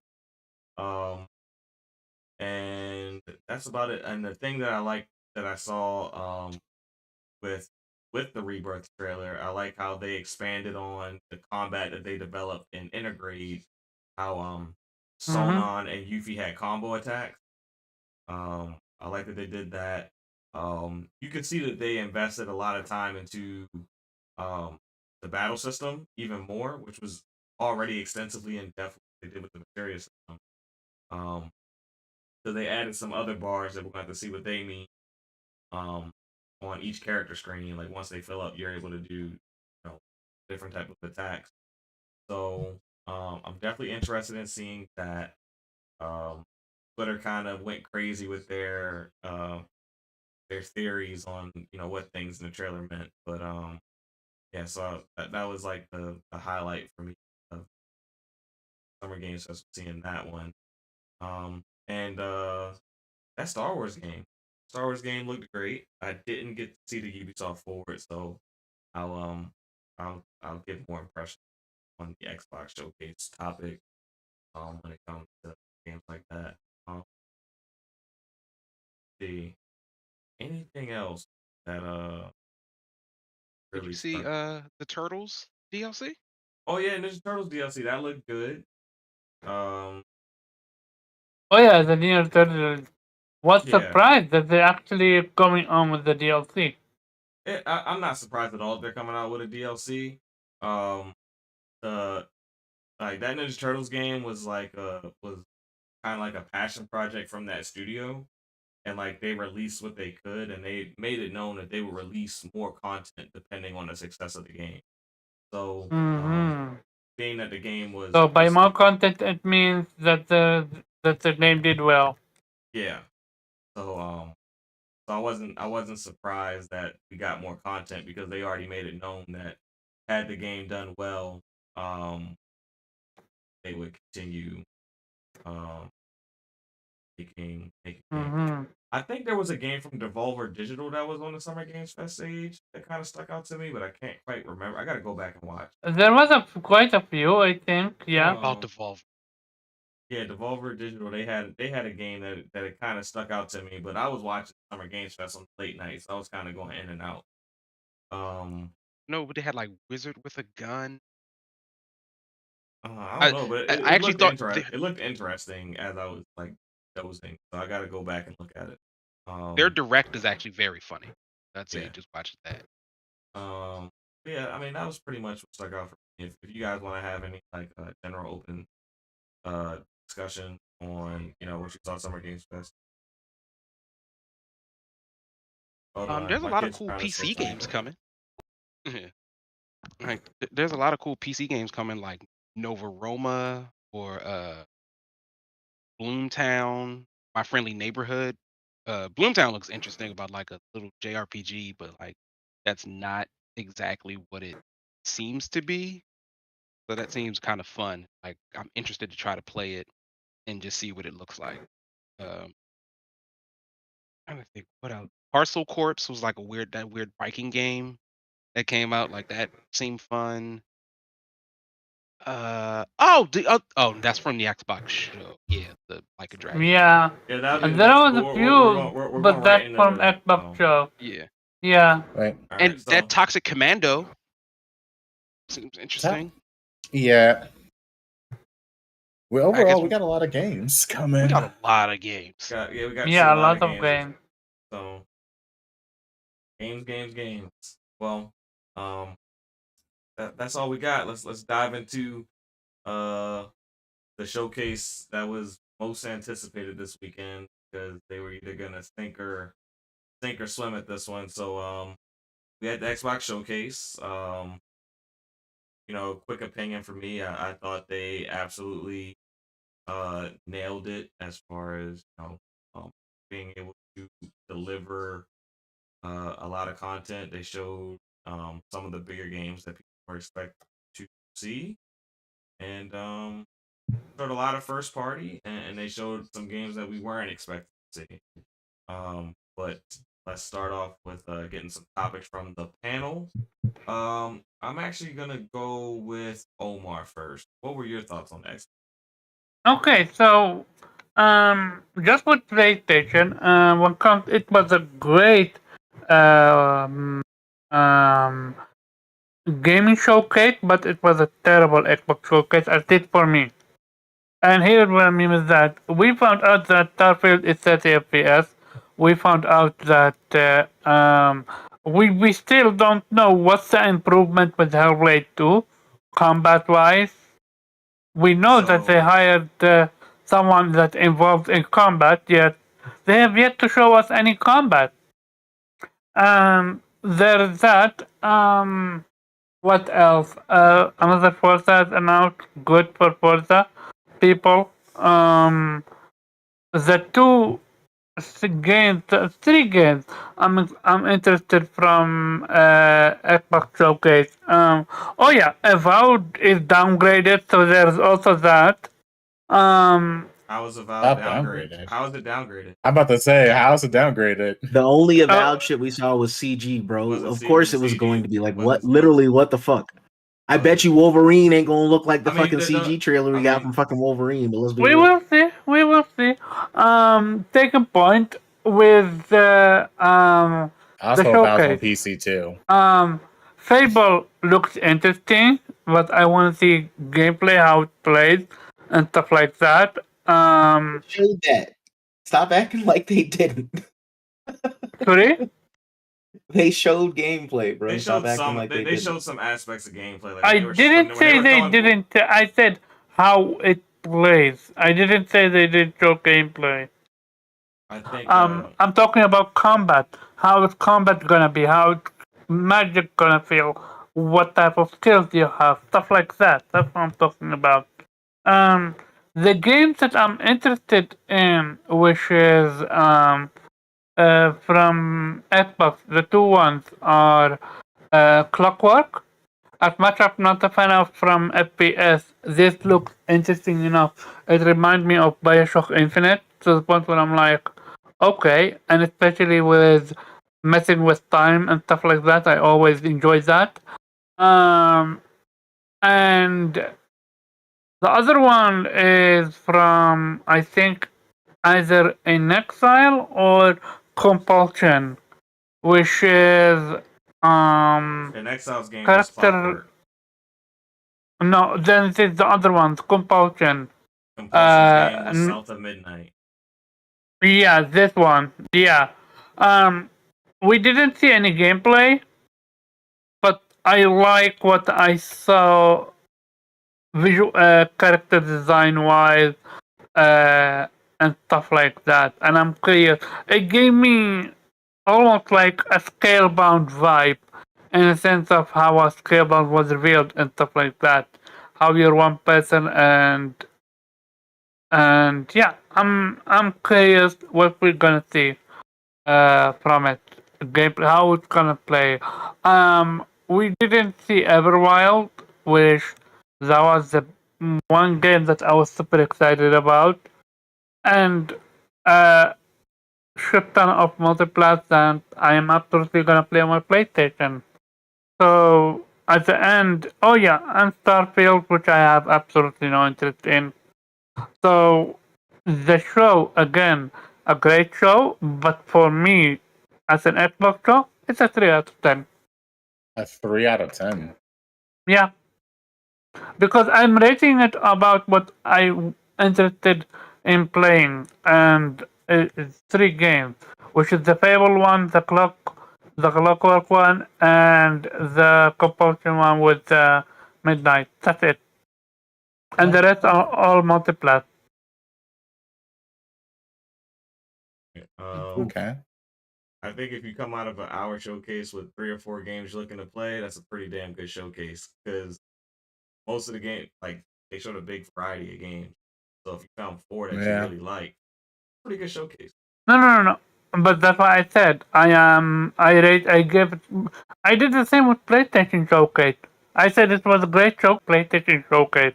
That's what I said. It was a good showcase, but it was a bad Xbox Showcase. Xbox didn't sell me on their console. I mean, they'll Well, never, I they have will yet never sell to you on that understand. console, so I guess it'll always Sorry? be a 3 for you.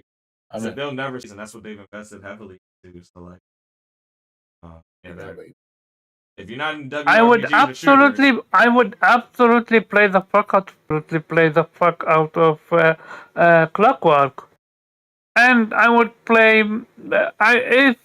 I'm not sure what Midnight Sun is. I'm curious what's gonna be. So no, they can't sell me. They need to do it though. And again, where is Everwild? Where the fuck is Hellblade? And I'm not talking about. I'm talking about combat breakdown. That's what I want. I want to see how they improved from the first game. well, We have yet to see. they did have a gameplay reveal at the Game Awards.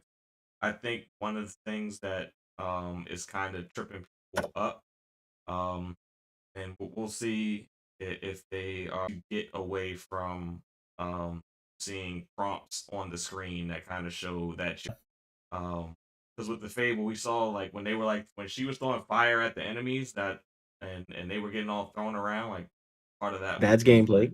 part of that was When she's gameplay. jumping through the fires, dodging fucking hands and shit. Yeah, what we're seeing is that you're not gonna have anything like they're gonna probably have a tutorial where they teach you the controls, but you're not gonna have like um like the visual cues that you have with most games that kind of show that you're playing a game. Um Mm-hmm. so like and then we're seeing it in their other games as well. When they're doing their gameplay reveals. Because I don't think you saw any we saw gameplay on Avowed as well. There was no visual cues on the screen that let you know that you were playing with more familiar of what we're using comes to like typical Obsidian type. So but yeah, I will move next person. I'm gonna save Jubei. He's self-proclaimed Captain Xbox. Save Captain Xbox for last. I'm gonna go with the Nintendo guy. Zero. What did you think? I wasn't here for the PlayStation showcase, but I agree and disagree a little bit with Omar and his take. Like I had that same energy about the PlayStation showcase. It was like great show. I don't know if it was the best PlayStation show, but like there's a bunch of games there that look very fun, very interesting. Um, for me, the Xbox show looked a little bit better from an Xbox perspective. It fully understanding that like that thing also includes Windows and all that type of stuff. So like sure. Um, but I was kind of impressed at everything they showed. However, what did I say? Run me my 50 games. They didn't do that. oh So my I'm not god. exactly happy with my because I think they did 20 or 30 something maybe. Wait, was 27 it? is I thought it was 50 games. tw- I tw- 20, I thought it was 50 27 games a is year. 27 is what they said. And I went back and looked. I couldn't necessarily That's find also not 27 going to games. include the shit they're going to show off tomorrow too, because they are going So to show off some things that didn't make it into the yeah, main show I tomorrow. found like when I did my count, I got like 26, and Okay. the 26 was a cheap 26 because they showed two different Microsoft simulator games. So the Microsoft simulator with all the new aviation stuff, like work on your career as like what you want to be as an aviation pilot. Right. That was one game, and the Dune expansion was for the Microsoft simulator that's currently out. Yeah. Which I So was gonna let them have Flight Simulator 2024 because I thought that was an interesting adjustment to that genre of video game, or whatever you want to call it, of it's not simulation. it's not necessarily a video game. It's more of Yeah, it's more of a sim that they like made available to the console, but it really is for it is career a it's purposes. a simulation. Yeah. Yeah. Um, But if you've ever played any of the other simulators that do their best to actually recreate like real stuff, like I played a little bit of Farming Simulator, there's I something sucked zen at about it. that. And I had no idea what I was doing. Mhm. and Flight Sim is probably the best of them all, right? Because it's so pretty. And so it's just like that I Yeah, you can can go leave from anywhere in the world. BWI to and you just sort of fly. And like if you've got the right equipment and rig and a good ass You, TV, oh my you god, probably you having don't. a good time. If you Yeah, know You like how to haven't seen their actually fly the setups. The fucking setups are plane, yeah, their like setups are crazy. because like I did the You, I popped on Microsoft Flight Simulator and I did when they did that Halo ship, and oh, that's right. Yeah. I could barely get that thing up and down, let alone like fly around the damn planet in that bitch. So like, yeah, it didn't. I like spent like 45 minutes trying to figure out how to fly that. That was horrible. Yeah. My other sort of knock, and there aren't a lot, but listen, I understand. If it ain't ready, it ain't ready. I listen. I'm still here with Metroid 4. I understand, but bruh, Hellblade, come on. I, it should have. As I was watching, I was like, if you don't say this game is out in the next 2 months, I don't want to hear about this game anymore. They I, did give a I, I release. don't They did care give a anymore, release bro. window, Like, and I don't think it was ever. I need a In, date, bro. I don't think it was I ever hear I, you. in. I do. I But do think it's a good. I mean, you could think about it. If they were to mention Hellblade with no release date, all it would do is just going to piss you off more. It's They better gave not to you mention it at all. no. They at gave a this point, release I window. don't It's want to coming see out. it no more now. It's coming out spring. Coming out in the spring. Yeah, 2024, bro. Yeah. exactly. I know So it's Yeah, but you. impressive. I know it takes a lot, but and I might be being unreasonable, and I will own that. But it's the I same won't way I say that feel you're about being fucking Final Fantasy. unreasonable. I don't think you're being unreasonable at all. I just think from a release cadence perspective, they don't want to do what they did with Halo Infinite and put Halo Infinite and put like Starfield and Hellblade right on top of it.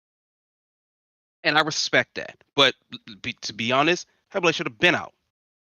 It shouldn't have had to run up against Starfield because the joint should have been out. I won't. I mean, it's But never been I'm gonna let them delayed, so I cook. can't say that. Starfield. You can Yeah. say Starfield should have been out because Starfield's Oh the one yeah, that got one of them. delayed.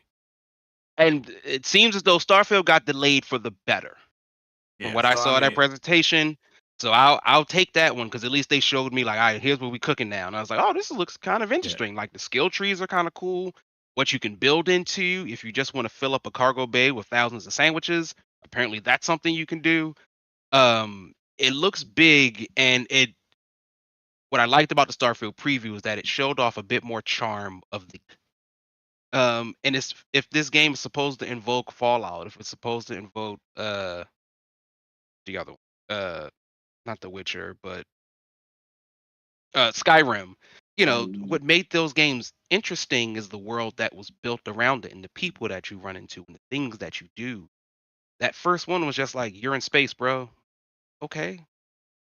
It just looks like Fallout in space, but just a barren wasteland. This one really showed off like characters and storylines and stuff you can do. So I'm intrigued to see how it all comes together. I'm not terribly held up on the 30 FPS thing. That's just a personal me thing. I understand people's perspectives, but I'm just not that sort of worried about like, this should be at 60 frames per second when it just isn't. I don't know. That's just me. Spiritfarer looks awesome. A 33 player co-op roguelike. Yes, That seems 33 interesting. Immortals. Yeah. Yeah, 33 Immortals. Sorry, that's what it's called. Not Spiritfarer. They made Oh, Spiritfarer. yeah. Um, 33 yeah, Immortals. that game looks really cool. Um, I agree with Omar.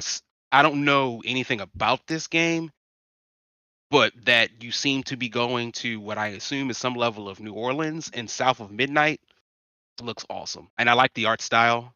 It's a So I If they stick with that so art style and they keep the stop motion shit, that is going to be fucking what fire. what we yeah know Oh about god. it. yeah All we know about it so far is that it is a third-person action adventure set in New Orleans. So and like that's Magic New Orleans, and I'm sure years ago, months ago, when we sort of talked about like this diversity. Of course, it's going to be real difficult to feature New Orleans without people of color, but more importantly, New Orleans just as a whole, bro. Like it is probably the most magical place in the United States, and people never seem to utilize it as backdrop for video games. And I've never understood that. And Yeah, so it's like I that they're wish doing this. I wish people would have treated True Blood like they treat Game of Thrones. Hey, they treated True Blood good for just a little bit, I'm talking and about then like, it as went far as completely like off the stealing rails. concepts, like Oh, like true. Yeah, yeah, the True Blood sort of aesthetic would fit very well. Yeah, in a lot of actually, I'd video much games. prefer the True Blood aesthetic than because Game of Thrones is something we've seen before. Like just imagine, like, I know Redfall is trash, but imagine if they had chosen the New Orleans aesthetic, kind of like giving like a True Blood vibe Yeah, that would be versus dope. freaking Boston. Nobody wants to Yeah. do it. Yeah, there's nothing fucking in Boston. Like you, all these places that are interesting in the United States, and you go to the most boring places, or New York again. So like, okay, Overwatch 2 wasn't there to do nothing but piss me, and I'm sure Nappy off. So like, who cares? Um, Otherwise, I think that no, my huge reveal, Like a Dragon 8, which apparently is called That Infinite Wealth. I don't know what it Infinite is. wealth. Yeah, yeah, Oh I yeah, saw that. I yeah, was like, that's the new interesting. Yakuza game. yeah, I know it's Yakuza. I would be absolutely flabbergasted if he is not in Japan because they are not speaking Japanese. No, it Yeah, doesn't they look was like he's they in was Japan speaking at all. Americano, bro. Yeah, so I'm like, It's like this bro, man you woke up on a kidding beach in me? Cali, bro. Yeah, so like, I would assume that it's California because Japan, the closest island would be right off the bat. I would Yeah, say it's either California or Hawaii, one of the two. I'm thinking Cali. I think you might be right on the money with Cali. Yeah, I'm leaning California, but Hawaii would be the second. Yeah. Other than that, I've always been I'm big into cities builders. So City Skylines 2 look really cool. I do not know if I have a PC that could sort of manage all of that because You better load that that on seems like graphics. that seems like a lot going on in that game. So it might be perhaps time to upgrade PC because Skylines 2. I can't play it on console. I can't play those types of games on console. Yeah. Um, This, and like I said, this year is the last year for the 10 series. well, Nappy, I will probably be reaching out to you like, I want to play this game. What do I need to buy? Yeah. But that was it. I overall I like the show. I still want my 50 Xbox. Run me my 50, dog. Like you gave it to me last year. You Do it got again. I mean, they did an hour and a half show, and they showed 11 first party games. If they didn't, when you don't have the first party to carry your show, that's when you start seeing all them third parties get slammed in there, like we saw with the PlayStation Showcase. I want fuck Tony Montana. I want it all. I want the world, baby. I want your 11. Matter of fact, I want 15 first party. Bro, Right. And You're then I asking for want so much. more. That is never what you saw last year is never gonna happen again because they're about to acquire another publisher, and once that takes place, like the third party on that stage is gonna be limited, like extremely limited,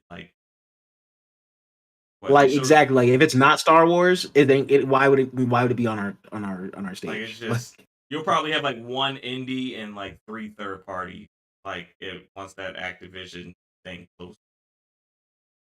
So like I think that's the last time that you'll. Why they're not coming up with my games? I want my games. All right, I want my games. Oh my god! But that's why you got the week, of summer games, and they have the extended showcase. The extended showcase is where you'll get, that may add up to 50 games. What you see. I was about to say, how many games did they show? You said 26? 27? 27 is what they said. I didn't find 27 like looking online, and I didn't go back through like the show and tally it myself. I like the highest I saw somebody posted it. I saw a tweet. Somebody posted it. The highest I got up to was 26 personally. I looked hard myself. All right, well they owe me around another 24. 25 games. So we'll see. I'm gonna say 50 games, or I'm running your shit. I'm running your dog. I'm I running up the mean- field and I hey, where's mean- my 50? You gotta think about it. Between once they own ABK, they'll be well over 30 studios. They'll be like around like what 33. And that ABK deal, what's that goes through? That's Hey, gonna... look, don't talk about how many studios they're gonna start owning, because yesterday's price ain't today's price. Now that you start getting more studios, maybe I run up my number to 75. Maybe I run up my number to 60. I mean, if you just want a sizzle reel, Run me my games, Xbox. Stop playing with me. a game per Yeah, be minute. careful. They're gonna give you some. They're gonna give you some shitty ass games if you keep on talking the way you talking. Get some more Redfall. But yeah, so is that your closing statement on the Xbox showcase, or you got anything you want to cover, Skuro? No, that's it. All right. Good for you, Xbox. I'm glad to see y'all getting it there. So now I'm gonna get closer to Xbox, closer to the box, and I'm gonna go to Nappy, who while he does not own an Xbox, he is a pure PC gamer. He is a member of the Game Pass clan.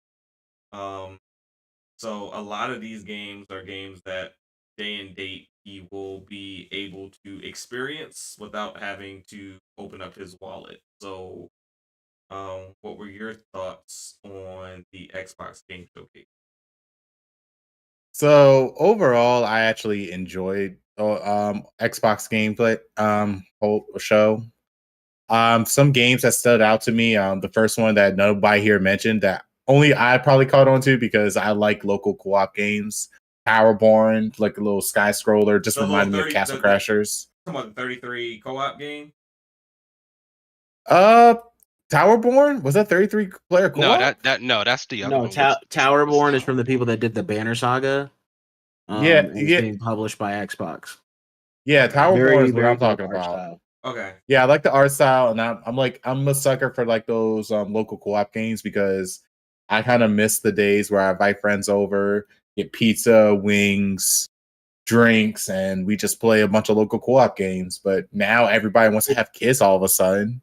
It was basically like a medieval, like side-scrolling, like Ninja Turtles game. Oh, this game does look cool. That's pretty much what they have it's fun though. It does look I think I know what game you're talking about. It's like a Towerborn, side scroller, right? Yeah, it was a side scroller. Yeah, that game looked really good, and the art style was very beautiful. On that yeah, game. I know it's nobody. Environments and the characters look very unique. Yeah, I like. Yeah. Yeah, so I was like, I want a shout out to Towerborn. I'm definitely going to get that. Get some friends over, pizza, wings, drinks. When they're all gotta get. It sounds like the prerequisite is that they can't have children. So like Kofi and me and Dubé aren't invited. only zero. No, y'all. I was saying, Nappy, I don't have children, so like you can invite me. Yeah, I can invite you guys. It's just the question is, are you guys available? He said if they're coming, you're not available. Yeah. No, but it's just saying. If you guys are available to come, hey man, I love having like local co-op sessions. I already got like 92 local co-op games on my PC right now. Yeah, and I'm trying to build out a library. So that was one game that stood out to me. Of course, Cyberpunk Phantom Liberty DLC. I see that. I'm like, okay, that's cool. Not really a game, but thanks for the reminder. Just when you come out. Payday 3 was one that stood out to me. I was that showed very well. Yeah, that one showed very well. I was a big fan of Payday 2. I mean, Payday 2 you can get for like $5 on literally on a sale. So Payday 3 I'm like really excited for. Game Pass. Is it? You guys got Payday 2? Well, you have Damn. You have Payday 2 as well because you have PC Game Pass. I already have it on Steam. Well, like a long time ago. Got it twice. All right, got it twice. All right, Xbox got you. Clockwork Revolution was decent. Avowed, which is I guess the gameplay looks cool. Definitely gives me that little Skyrim vibe, but like Elder Scrolls-ish. So the gameplay is really cool. I'm looking forward to that. Fable 4, from what I've seen, I'm excited for Fable. Looks like Star Wars Outlaw was one that I was not expecting. Looks like that. It's nice to see Star Wars games that don't focus on lightsaber combat all the time, because it seems like that's all people care about is lightsaber stuff, and there's some actually decent stories in Star Wars. And also, that was probably like what stood out to me the most out of everything in the Xbox showcase. Overall, I think it was a good one. I can understand the frustration of Hellblade and Starfield, but I guess it's because I'm already like, after honestly going back to the other showcase of Summer Street, when I saw Remnant 2, that's like the first thing on my radar. So it's kind of like, even though the game's not coming out soon, I really don't want to hear about it.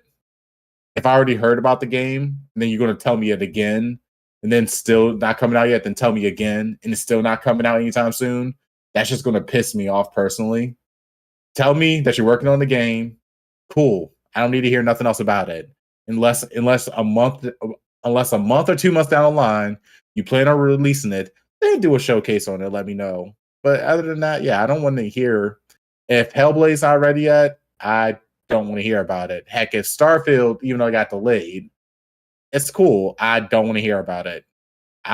Give me 2 months in advance when you release your game to start bringing me up to speed, letting me know the game's coming out, and then I'll be excited. But yeah, don't tell me any games that ain't coming out anytime soon. But overall, I like it. I like the Xbox Game Showcase. They showed a couple of decent games.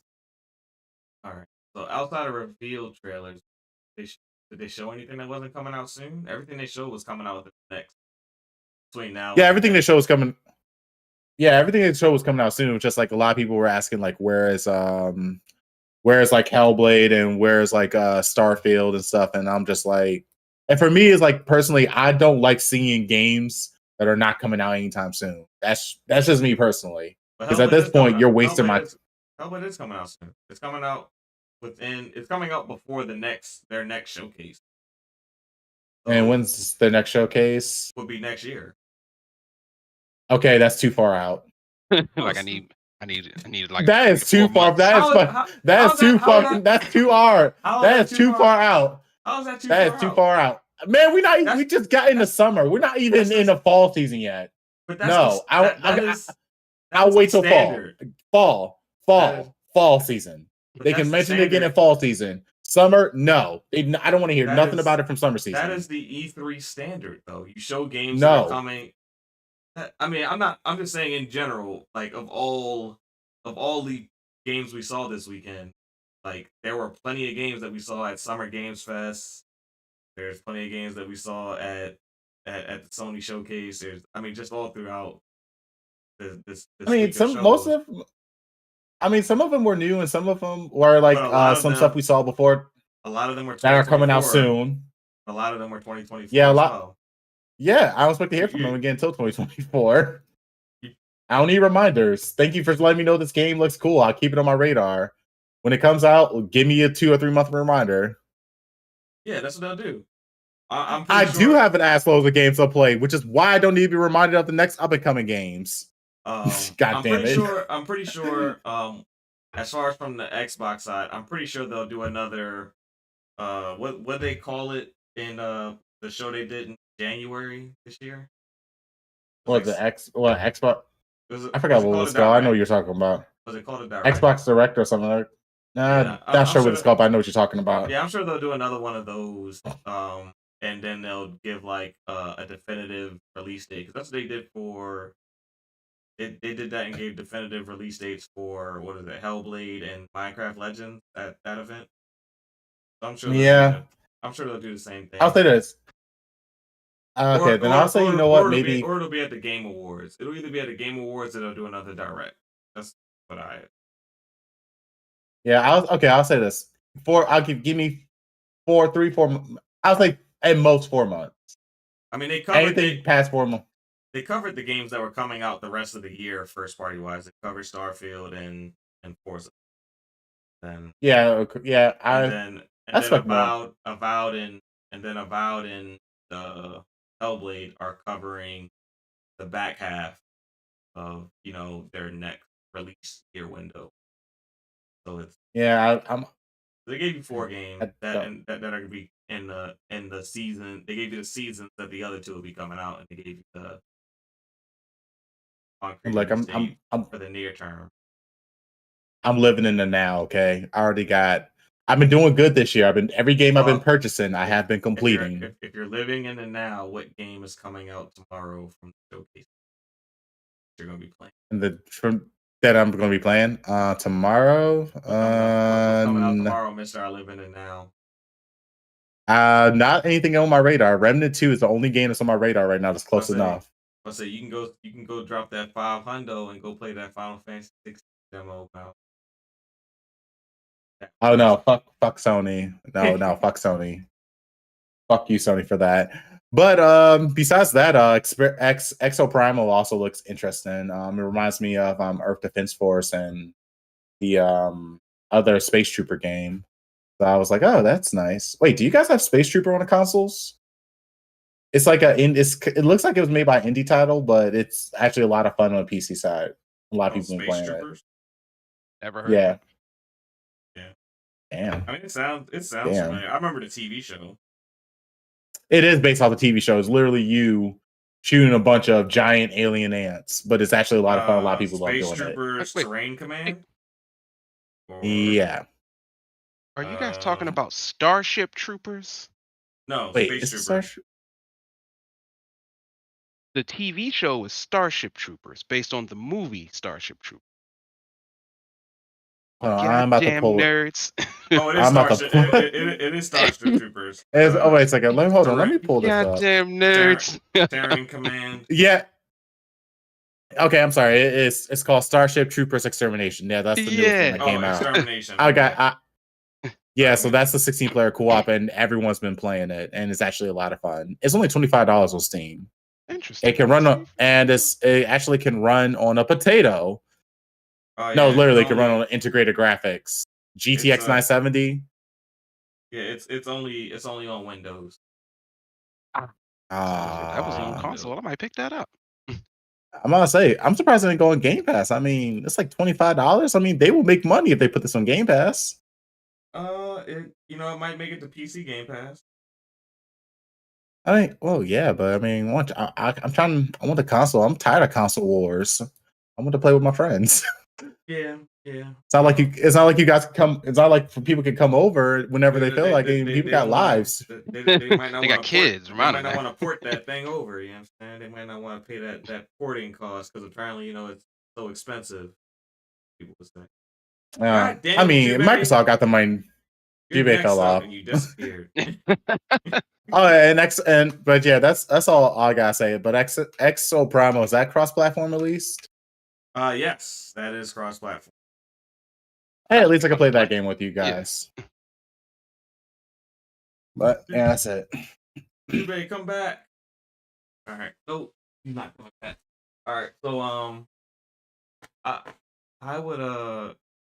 would say that this was a great. I would say it is a great showcase, and I would say it was a great Xbox showcase. Mainly because I believe outside of like 3 games, every one of those third parties was announced as a day one for Game Pass. And I think the only ones that weren't were the Yakuza game. And I know the Capcom game that they showed, that's day one in Game Pass. Both of the Sony games are day one in Game Pass. Payday 3, day one in Game Pass. The Star Wars game is not day one in Game Pass. And I understand why that one isn't day one in Game Pass, because all of Ubisoft titles are day one available in their service. So why would they compete against their own service? Because Ubisoft, nobody's buying that Ubisoft Plus service. That shit is bullshit. Well, it's too expensive. They're running into the same issue that PlayStation ran into when they first launched PlayStation Now, and they were trying to charge $20 for it. Just too expensive. But Isn't Ubisoft on game is like an extra thing for Game Pass? So No, Ubisoft is it's not an not extra on thing Game on Game Pass. Pass. No, it's on Xbox now. You can get Ubisoft Plus on Xbox. All right, so Yeah, but it's a separate thing, not a part it of is Game separate. Pass. The thing with Ubisoft on Xbox that kind of makes it DOA is that there's two tiers of Ubisoft Plus, and the PC Oh. tier is relatively cheap. The tier Mm-hmm. that you have to pay for on Xbox is the premium tier that allows you access on PC and Xbox. So you have to pay $20+ a month for the Ubisoft Plus service on Xbox. You don't get the option for a lower tier service where you only play it. It So works that way. And only because PlayStation has it for their extra tier. It's part of it. I don't know if they have the same games, but they have a no, lot of games. it's not. I'm sure it's integrated, but it's not the same as the Plus Ubisoft Plus service because the Ubisoft Plus service has all of their games they day one drop. Just like Game Pass. Oh, you have okay, no, all of Yeah, ours are just ones that already exist. yeah. So they have some of the Okay. All they right. have some of the legacy games in there, like kind of the same Okay. way like EA played. They release all their games into their service after a period of time. So Mm, that's like probably the tier that is integrated into PlayStation. got you. Okay, that makes sense. So yeah, so that's why that service is kind of DOA on Xbox. Um, but like I said, I thought it was a really good show. I think they started off the first four games that they showed was like, bro, what is going on right now? Like basically you didn't have like a tone down and quality of games um until they showed that indie game. And can't think of the indie game's name. It's the one that I keep talking about with the 33 player co-op. Yeah. And that game's like, oh, I was like, yeah, well, you gotta throw something in there. And then when I saw 33 player co-op, I was like, man, that is lit. Like you could do like a community night, and VGP Yeah, community that's a night. really cool thing. Yeah. Um, but I'm just thinking like 33 people in one headset. That's gonna be a mess. What a nightmare. Oh Yeah. god, you guys have not seen it when you got custom servers and everything. Usually the way how they set it up is usually they have like people they only can hear people when you're close together unless you guys are all in one Discord, which is you guys don't want to be in one Discord with 64 people. But 33 people, even so, like that is chaotic no matter what. Even if you don't hear them, like 33 people working towards one common goal, Yeah. is chaotic. But I'm a little surprised, and I didn't bring it up either, but no one brought up the Persona Tactics game. I did. I said both Persona games are in Game Pass day one. Oh, okay. Yeah, like 'cause Yeah. that seemed interesting and a nice take for the series. But lost my train of thought. But yeah, I thought the show was really really outstanding for Xbox. It showed 11 first party games. I think I said I'm pretty sure I said before the showcase will be a W if they showed two first party games outside of what we expected at the time.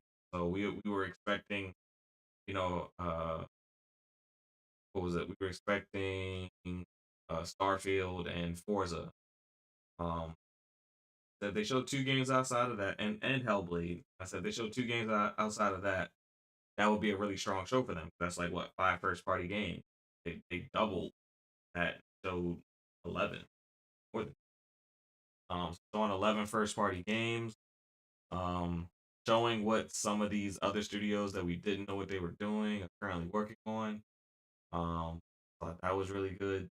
Um, and the fact that all those third party games are essentially day one drop, like that, like as an Xbox gamer, you can't be more excited about that. Like, you know, um, pretty much, most Xbox gamers and pretty much I think more than like 60% of PlayStation gamers have migrated over to either Game Pass or the next tier of their PlayStation Plus subscription, where they have access to that library of games that they can just download and play, and to be able to watch a showcase and see pretty much like what 94%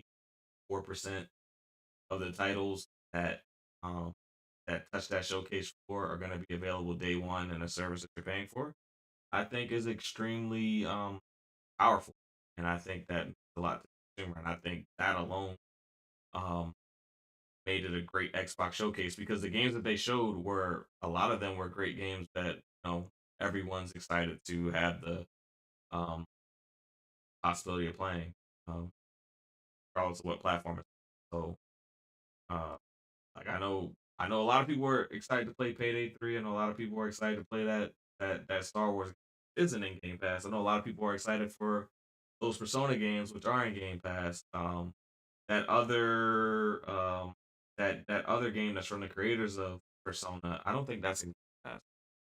Um, Hmm. I don't think so. But the Capcom game, that Capcom game, I'm Which It interested looks to try it interesting. out. Yeah. I'm interested to try it out. It looks interesting. I won't say it looks good. I'll say it looks interesting. It looks like it has the potential to be good. But it threw me for a loop because for a second I got Onimusha vibes, and I I was was like, like, is Onimusha back? yes, Wow. like if that would have been Onimusha, that would have brought the house down. Um, but it's really cool that you're getting a brand new IP from Capcom um day one in your service. And one of the biggest things that made it a huge W for Xbox, and no one can say that it's not a huge W for Xbox, is that we saw a lot of Japanese games making their way over to Xbox, which is something that we have said for a while they have struggled to do. So the Japanese presence of those niche JRPGs finally making their way into Xbox and making their way to the Xbox showcase stage was definitely a powerful thing. Um, so yeah, Mm-hmm. it was a strong showcase. Um, they did everything that they needed to do. I mean, there's some things that you could be critical of. I know people probably want a more in depth on Hellblade and things like that, but after like kind of seeing the format of this show, um, I would expect Hellblade to kind of get like somewhat the same treatment that Starfield's getting. I think once a year you're gonna get like if they're gonna identify like this is like our creme de la creme game, and we're gonna do a semi deep dive, right before release, um, Jubei type back. of thing. Yeah, Jubei is back. That's weird on me the most. Like the um, Avatar, he left us. We needed him When most. the world needed most, he vanished. he's the opposite. He's the opposite of Goku. Goku shows up when you need him the most. After like half your party's already dead, he leaves when you need him the most. Whatever happens. Um, but yeah, Yeah, those are I my said thoughts hit on that the chamber, bro.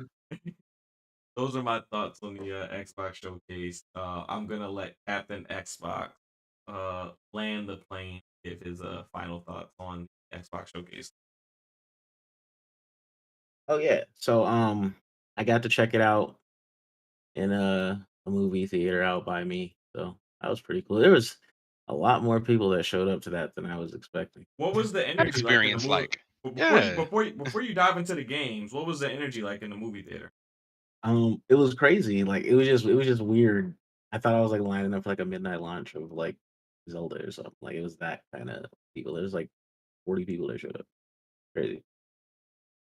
Okay. Um, the biggest thing is just seeing like I have never in person ever seen somebody with like a Forza tattoo. That was a thing. So just craziness. Um, it's just nice to see people just getting out, enjoying games and stuff. It's like the closest thing we'd get to being on an E3 floor without be actually physically being there. Um, I guess as far as the games, like they started everything with a bang with like just like, here we're just gonna start the show with Fable. So it was just very, I don't want to say bold, just like, oh look, Xbox is actually just trying to do something with their shit. Um, there's just so much interesting stuff to look at. Like, yeah, it's South of Midnight. Like I'm very looking forward to them doing a game in the Deep South and how they handle that whole situation. What else comes with that? Um, what else? What else? What else? I was a I was, I was, I was I was glad we finally got to see, what Avowed's looking like. It looked like, I'm not gonna say it definitely doesn't look as hyper realistic as when it first came out. When they did the CG for it, and they like zoomed in on the arrow and shit, and like trees and shit look like, we're about to get like this super adult um and very like detailed oriented like a medieval game. And I've got the comparisons to like Sea of Thieves and shit as far as it being first person and stuff. So I can see where people thought that, but I'm glad we actually got to see it a little bit in action. Seeing like some of the spell casting and stuff going on, and I'm looking forward to actually getting to play it if it's any good. Um,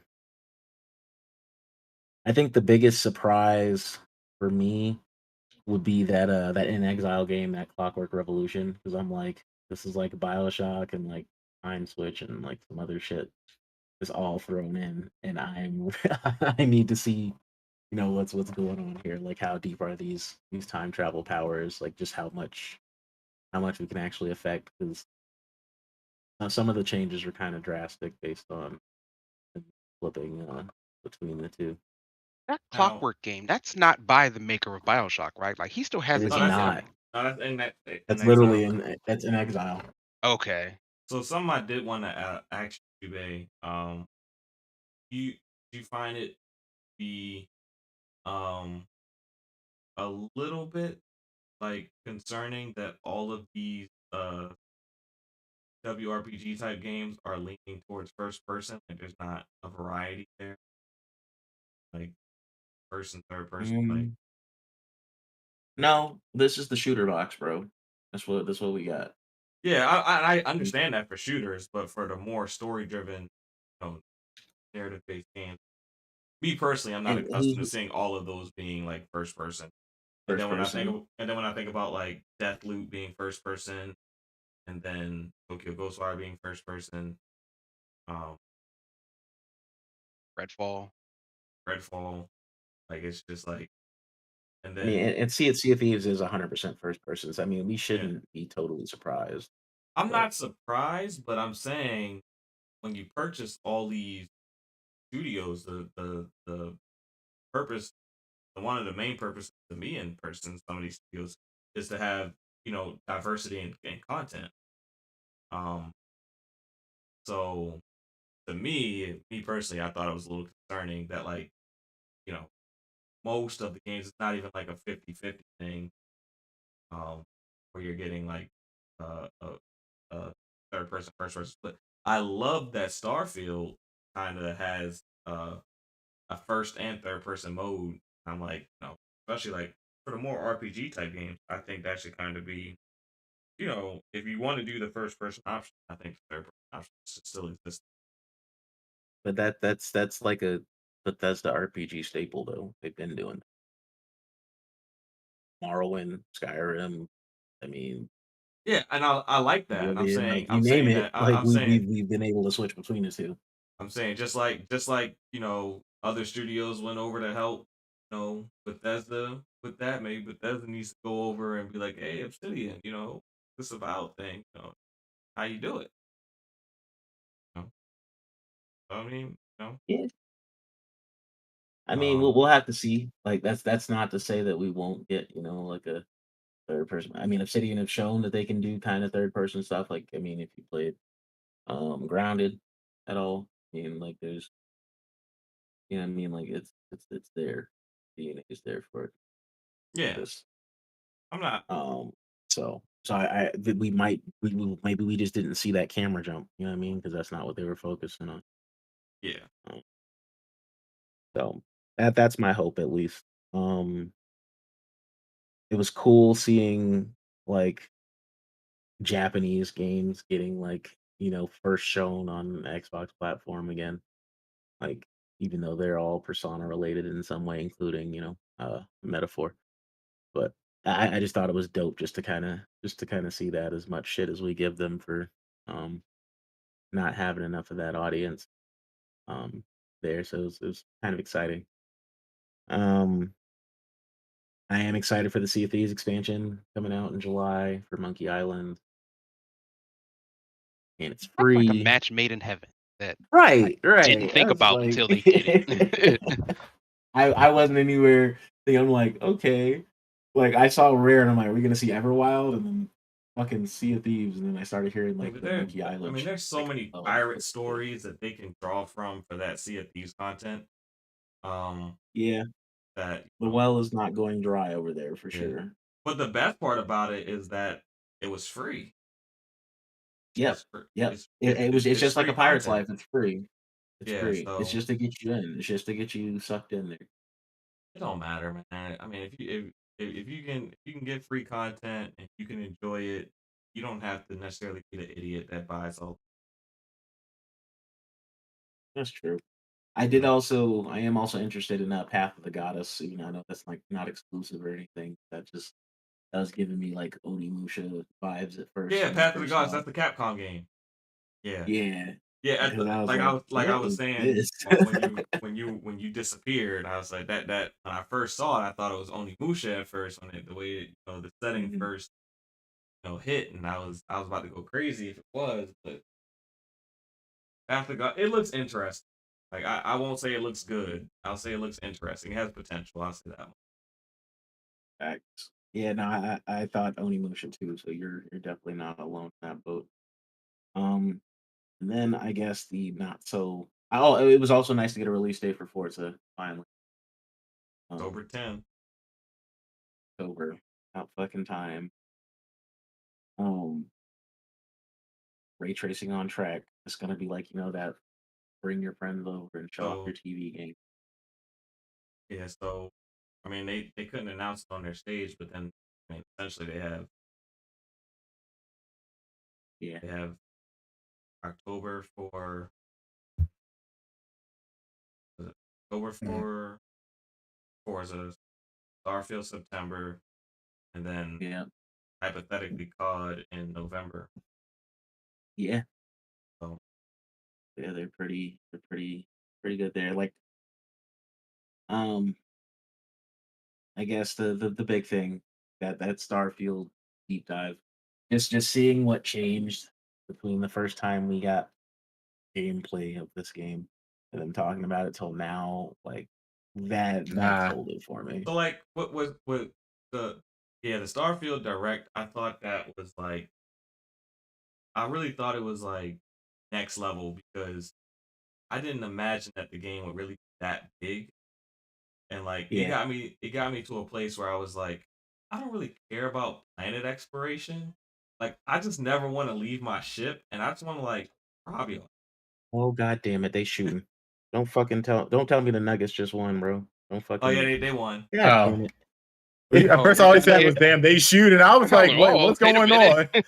Like, you Kate, you okay?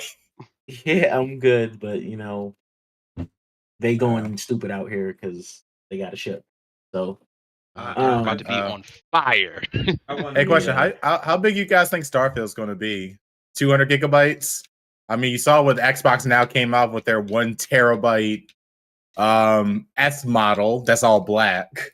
I would It's say sexy though. probably I somewhere mean, between like 170 and 100 probably. yeah, I think it's I gonna would be say up there. that. I think it's gonna be a bigger game. Yeah, because it's just Very big. conveniently that you now see this 1 terabyte S model Unless at 350.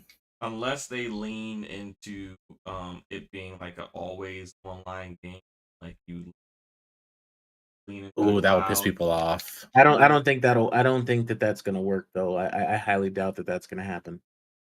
I mean, I mean Yeah. that's what I'm saying. But the only way that you're gonna get a lower download size if it's parts of it is cloud based and the cloud is handling some of the You got like the whole game's going to be on the disc. You know, damn well. As soon as you buy the game, you're going to have to download it regardless. yeah, for sure. you can pre-install it right now, so you can kind of get a feel for it right now with the download side. It might not be like the full game. Like on my Xbox, it says It's small. pre-install.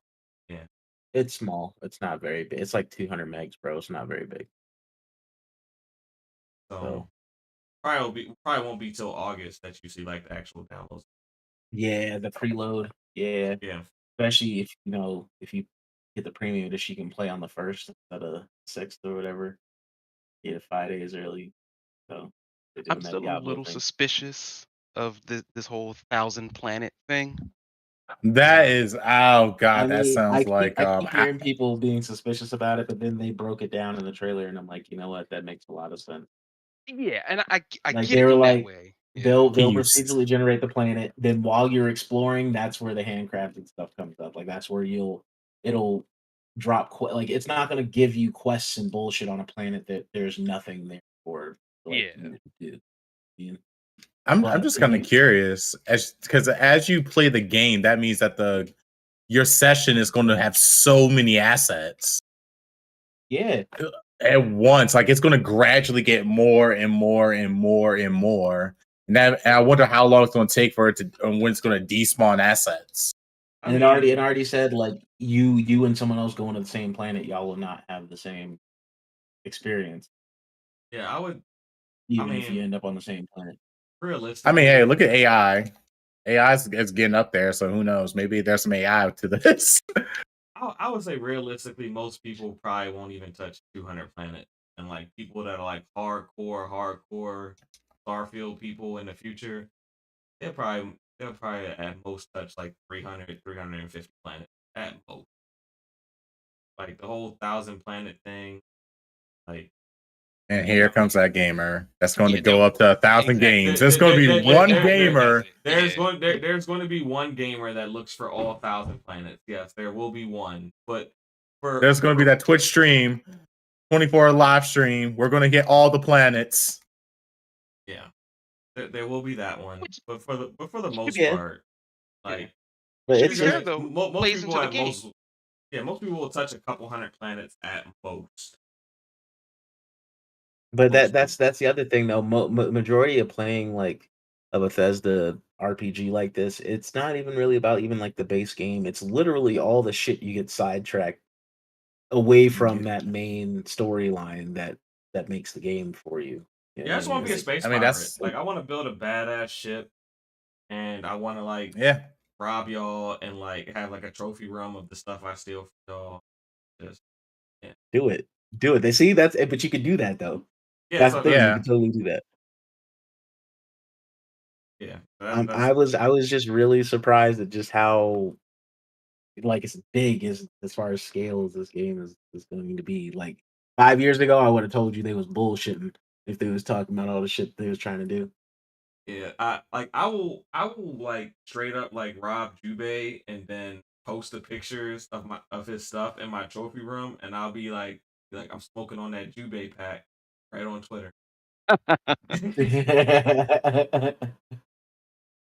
Hey yo, let me find out that they add like multiplayer at some point at Fire. Oh my. But I mean, They will. that like reminds me of all the Elder Scrolls games. I'm sure Starfield is gonna progress in the same way that Elder Scrolls. They're gonna that I'm sure that's the goal.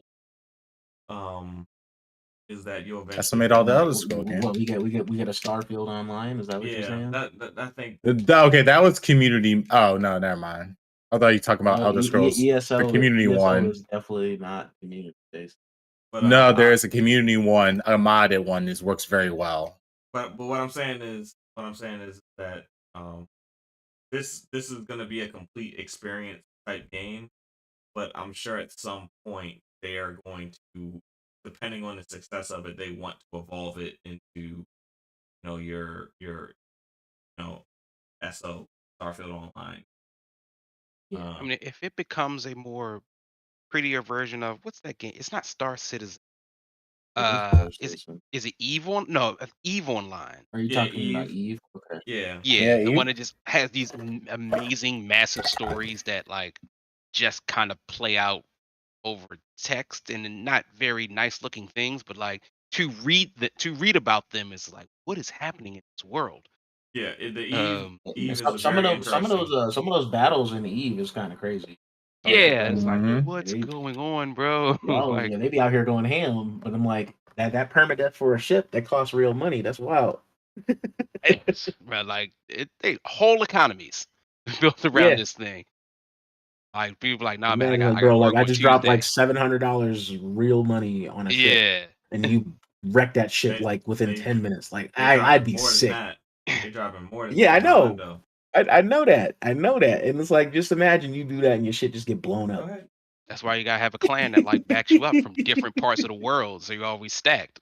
Like it's Tell 'em I midnight said for come here. us, but it's 7 a.m. for them. Yeah, I feel you. But yeah, Tell 'em I yeah. said come Like here. I liked everything that I saw. I needed that Starfield deep dive. And like just hearing like just the people around me, even in theater, like getting excited Yeah, for until I like post here. seeing a lot of that shit was nice. Um, are we doing ratings also, or are we just talking Yeah, about it? if you wanna give a rating on the show, that's fine. I was just kind of getting the reactions. I guess once we do the Yeah. reactions, we just go through and give our score. We already know Omar gave it 3 out of 10. But I don't think anybody else Okay. Yeah. gave it. I'll save my score. That's cool. But Okay. like nothing negative for me coming out of the show. Um, and I saw exactly what I needed to see. So I think Zero gave a score. But I have a kind of question to Jubei. Are you what's gonna up? play Starfield 30 FPS? No shit. it's I don't have a locked. PC that can run. My PC's CPU is the fucking minimum spec, bro. I'm not running this game. It's not gonna happen. There's nothing wrong with playing at 30 FPS. It's No, not. Are there you gonna? is. When he comes for say for FPS, only for him to say 30 FPS is not it. That's what I say. There is. Me, I don't care about the FPS, but he does, and that's the difference. I'm playing Final Fantasy 16 at 30 FPS, and I'm not mad at it. So Damn, PlayStation 5 can't run it at 60. oh, it can it No, runs it at okay. 42. It ain't don't even call it 60, bro. It's 42. 42. What the fuck is this? the thing with Starfield and being at 30 frames. It's 30 frames locked. So It even is. for And this game is even CPU bound. Like I said, I can't. If I play this on PC, I'm still gonna get 30 frames. If I'm gonna yeah. do that, I might as well play So it in even on 4K. PC, it's 30 frames locked. It's a design choice. Now, Wait, no, there's no such thing as being locked on PC. Nothing is never locked on PC. Yeah, it is locked on PC, and you can mod it to be at 60, but it's locked at 30 frames. The same way that Dragon Ball Z Kakarot was locked at 30 frames on PC, but even Dante unlocked the frame rate. But that's through a mod. The game itself is locked at 30, so no matter where you go, the game is 30 frames per second. If you want to mod it and get a 60 frame per second experience, you can do that. But whether you They have shown exactly 60 frames gameplay from yeah, Starfield, so regardless of where they've shown it. it's It hasn't been 60 at it's all. not necessarily a hardware limitation. It's a design choice. Like because no matter where you play, it's 30. Well, that sounds like to me a mixture of both, because maybe the hardware can't do a solid 60, so they settle for 30, which gives you smoother gameplay. Yeah. So Or maybe the Series S can do 60, but the X can. But because Microsoft It's don't this want game. the This game difference, is CPU bound. We're not having that conversation. It's I'm CPU about to bound, and the say, same CPU is in the S and the X. It's not a CPU difference there. it's a little downclock, but it's not the S, because the S doesn't do 4K. The S goes down to 1440p. Exactly. So like You can't if it was blame as simple as just that. lowering the graphics to get the frames, then it's GPU bound. It's CPU bound. You can't just lowering resolution on a CPU bound game doesn't help you in that way, because it doesn't change physics or all the other bullshit that's running around in the background taking up CPU cycles. It's just gonna look uglier. So I mean, like Yeah. You're not going to get more frames out of it. He just wants that filmic experience. Because even in the show, if you're playing on top of the line 4090 and all that shit, yeah, I'm pretty sure that 30 frames is never going to be an issue for you. But that's also not everybody has that. Not everybody has that top of the line build. So I mean, yeah, look at the price of these graphics cards anyway. I mean, our PCs are PC gaming is struggling with like keeping up with some of these new innovative graphics. So I know the consoles are. Heck, every time I see a game that claims to be 60, like I have not. I'll say this after. Damn, what's that game with the annoying girl with the spellcaster? Forspoken. I can't. Oh, that was on. Forspoken. Yeah, Forspoken. After Forspoken and Redfall. Yeah, I don't expect 60 FPS for you Xbox and PlayStation players. I don't expect it at all for you guys. Heck, Spider-Man 2 comes out. That comes out at 30 FPS. I'm not going to be shocked and be like, it's going to have a 30. It's going to have a 30 FPS mode. It's going to have a performance mode also. It's going to run at 60 because it's running on the exact same engine and everything that Miles Morales ran on. So, yeah, but Miles still had a quality mode though. It's going to have a quality mode and a performance mode. The point is that they got it to 60. So if that's the case, if it's running on the exact, I mean, it's essentially the exact same game with an expanded map and a new story. But like. And that's actually a good idea. That's what honestly that's what I thought the new consoles were going to do. We're going to take the existing graphics and just run them at 60. But nah, they trying to do all the extra stuff thinking that they can challenge PC. For the most part, that's what this generation has been. We haven't seen most of these games have a real graphical uptick. You know, where it's not necessarily not for real. Previous, like not anything crazy we've seen. It's just like, that definitely couldn't have been done. As far as graphical fidelity, I mean, to be honest, the ray tracing is a big thing for you guys. The most we've seen graphically, has come from Horizon Forbidden West, which was on the PlayStation 4 as well. Horizon 5 for Xbox on the Forza Tech engine, and to this point, Hellblade with the Unreal 5 engine, but not a lot of games are using Unreal 5 yet. So they haven't even mastered a 60 FPS on Unreal 5. Yeah, and we haven't seen. I think only one game has released using Unreal 5 at this point. I can't even think of the games. It's Fortnite. It's Fortnite. Oh yeah, Fortnite. Yeah. It is Fortnite. There was Fortnite's at 60 though.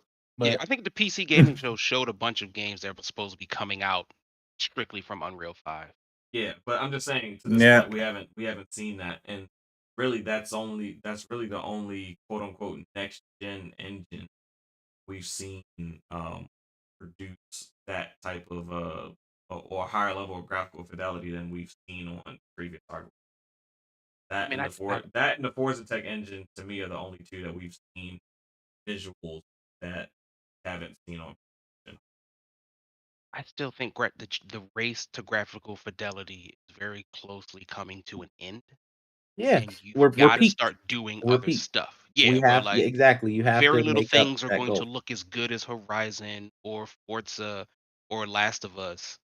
Because you also have to think the cost of it looking that good. Like you're gonna have to give up a system somewhere. You're giving up something. The next advancement has to be an AI. So like these AIs need to start doing something very interesting. I think graphics are at a place where they are more than acceptable. So I don't think we're gonna see graphical leaks. I think we'll see improved like textures and things like that, where it's like more smooth and maybe it makes it look a little bit more realistic in that sense. But I agree with you guys. I think it's just gonna be frame rate for the most part. I don't think we're gonna see like improvement in actual like this looks so real that I can't even tell the difference anymore. Like I think they've just figured a lot of people figured it out, and like some games just don't eat it. Like I don't Fortnite will never get to that level because that's not what it's supposed to be. Well, the problem is the expense that costs, like on a hardware that you have to pay. Yeah. Like basically, you're talking about putting like 5090 in the consoles, and 5090s only this shit. So. Not yet. There's some rumors and leaks. But I'm saying, that's essentially what we're talking about. Is that being like the baseline is like 5090s in consoles.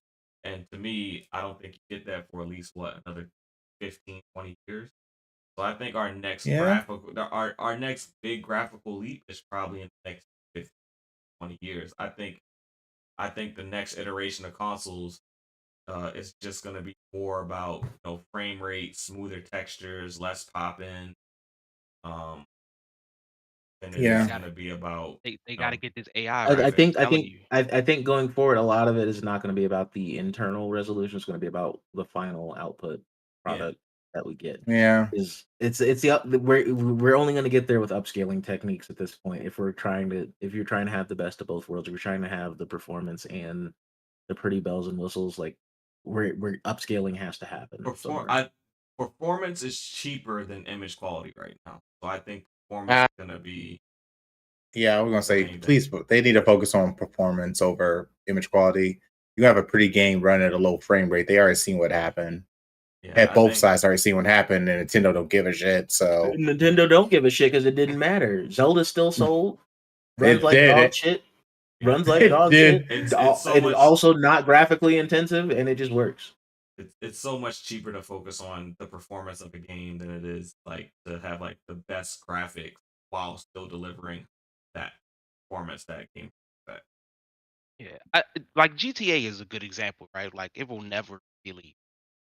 I personally don't think the heights of high level graphical fidelity, but like if their goal is to just create like the most massive worlds or the most detailed like small worlds, like that's got to be the focus now. Like you just got to do something I think interesting that keeps the player engaged, and looking pretty isn't it anymore. I do agree, like the frame rate running smoothly, perfect. If every game ran at 60 perfectly, that's a pretty big leap for specifically for console. Like that's a pretty big leap for everybody to like have that experience, understand. Because once you see it, you can tell. It might not make too much of a difference for you, but you definitely can tell. But like if I sit and play Diablo, I don't need it to look that good. But so long as it runs damn near perfectly, Especially with all that stuff going on well, on I the mean, screens, you need to we pay gotta exactly. attention. we gotta Yeah. realize that these games look great nowadays. It's not that they don't look Games look good. fantastic. Yeah, so I'm Yeah, saying games look like fantastic. these games look like that's the thing. The games look so good that it just isn't worth like making a essentially a $1,500 box at the cheapest if you want the type of graphics that people are kind of expecting with the same type of performance. Like Yeah. like you're essentially talking about a $2,000 machine. That's just isn't happening without a damn like cell phone plan type service that like locks you in I mean, to make you hey, I believe that you mean, need that. Yeah, you it's, have to And be that able to might be the next subsidize move the for them. cost of consoles. you'll be surprised how common it is that people lease out graphics cards and put it on a payment plan. Yeah. I'm not surprised that at all that takes place, but to me that's the exception and not the standard for most gamers. I mean, I Particularly understand console gamers. that the PC. I'm not gonna diminish the segment that is PC, but I would assume that even amongst PC players, most of them are buying some type of graphic card outright as opposed to lease. I would say Yeah, and I would say the lease market is we at most 30%, and I think that would be generous. uh for me working at Micro Center and Best Buy and seeing all the leasing stuff they do, I mean, you got to think worldwide because a lot of countries don't yeah, believe in leasing. and credit cards. I'm thinking about America. Most places don't. I mean, America, I have seen personally. I would say anecdotally, I have seen a lot of people pull out them credit cards and get them like 1080s, 980s, 2080s, 3080s, 3090s, 1080 Ti's. Like, I mean, it's expensive, but the thing about it is those graphics cards should last you for a good like decade before you even Yeah. think about upgrading. My And 2070, unfortunately, is time for me to upgrade. I think, and my gaming laptop is at its last year. This is the last year for that 10 series, so I have to get a new gaming laptop. The other issue with consoles is like they're no longer ahead of PC at all in terms of anything. They're always behind, so we're always getting old shit by the time we you know get a console. Well, they Not are. like the They Josh- are. PS3 era where they were ever so slightly ahead of PC, at least for a little bit, and then PC finally caught back up. Like, we're never gonna see that The again. only Like, place it's that just they're not gonna happen. only place that they're actually ahead in is that they are the preferred destination for developers to release their games first. I mean, I'm sure that may shift over time, but like, you know, Well, like a Final this Fantasy new 16, or like some of the bigger AAA titles aren't necessarily making it first. I think that changes over time. I mean, we're seeing it change right before our eyes. well, So I mean, that's like a slight edge of that. Yeah. I mean, hey, but I do think the console for PlayStation and Xbox, I think all you guys deserve 60 FPS. And I think Nintendo needs to just come out with a new console already. They need to stop milking that Switch. I already cleaned out like 5 Switches with dust all up in them. One of them was cigarette smoke. The Mario Kart DLC pack is not finished yet, so we will not be getting a new Switch until that one's done. At minimum, and that's if At they minimum. don't. That's if they choose not to alter the game further. Yeah, plan on alter the deal any further. God damn! Wait, how long is a Mario Kart? When's it finish? When are they going to finish that shit? I think we have 2 more. All right, so there's after 2 more DLC packs You coming. might be looking at 2026, bro. If we really going on damn Nintendo. that Tegra chip. Oh my god! Like you guys do realize y'all rocking this, right? And it's just portable. Well, this is portable too, but yeah, this is literally what y'all got. So it ends at the end of this year. So that'll be the last one. Y'all really. Unless like Jimmy said, they pop out with another one. Oh my god! Well, as long as you guys Hey, get a new when they Nintendo say Switch. Mario Kart 8 Super Deluxe Farewell Edition, that's gonna be a whole Because nother year. they can definitely put in sort of the Illumination version of Mario Kart and make that a track. Oh my god! Several tracks. They can make that several tracks actually. Yeah, so we got Brooklyn, we got Mushroom Kingdom, we got Bowser's Castle again, Rainbow We Road, got the Donkey the Kong. Donkey Kong. Yeah, and, they got some time if they really wanted to. And you guys are gonna buy the games regardless. So Man, I can't help it. Like I was watching people play Mario Kart the other day, and I was like, I think I need to buy the booster pack. All right, so damn, since you guys Nintendo. want to do scores, hit these scores real quick so we can jump to this final topic. I get y'all back.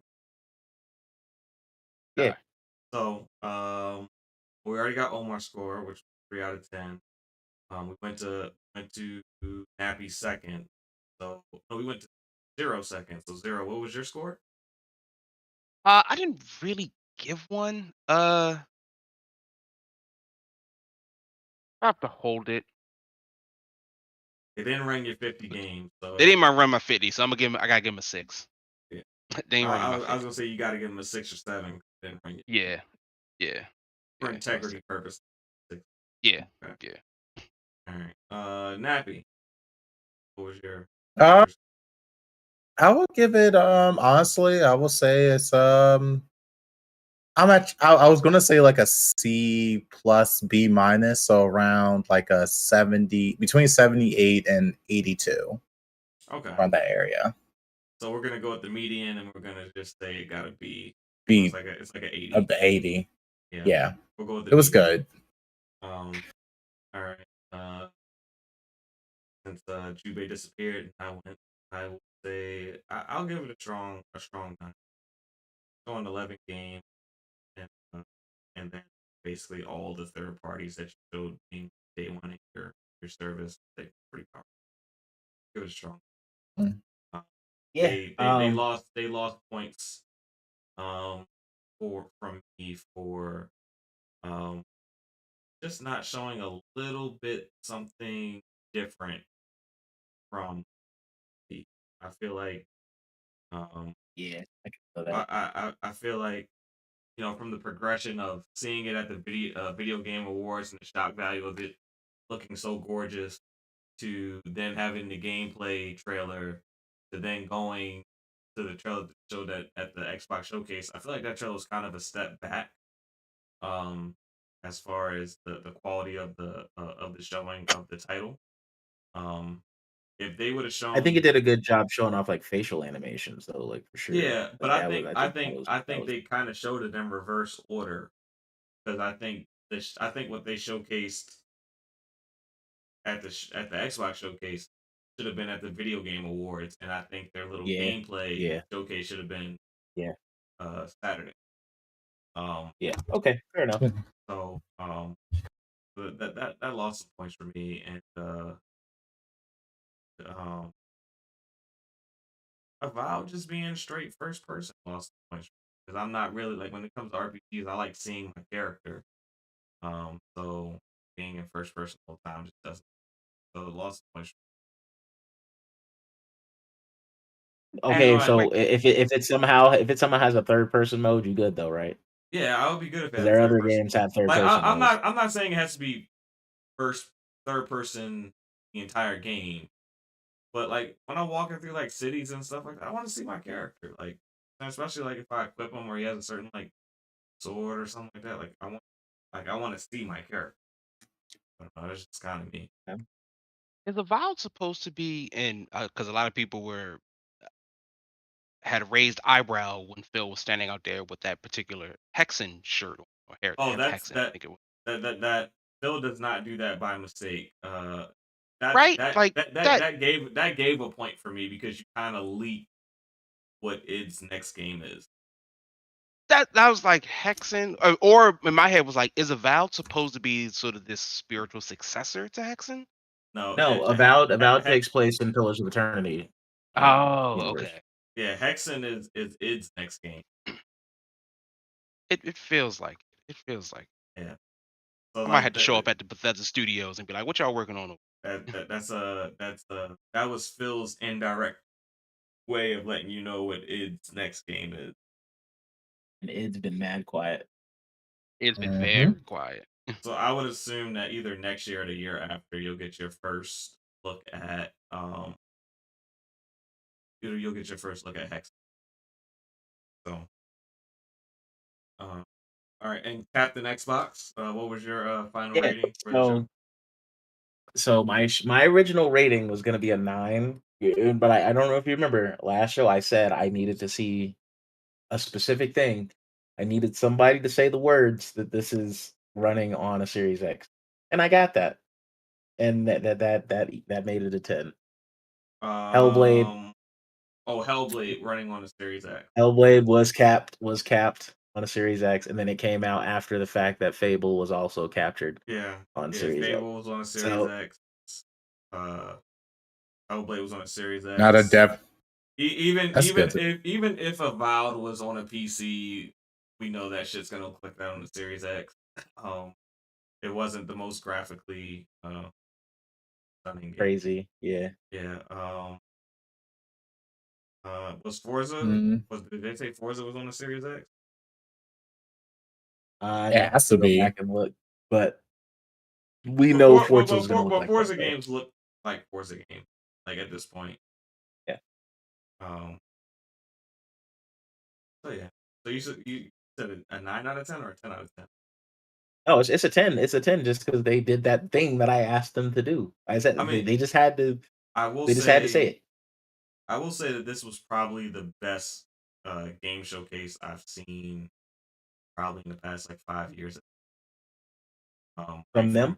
from beginning to end. No, in general, like just Oh, from just the in general. Yeah. yeah from like from a presentation style and structure to quality of titles. I would say yeah, Yeah. it's probably the best show I've seen in about 5 years. All right. Honestly, Do you think that they're ready for one game a quarter?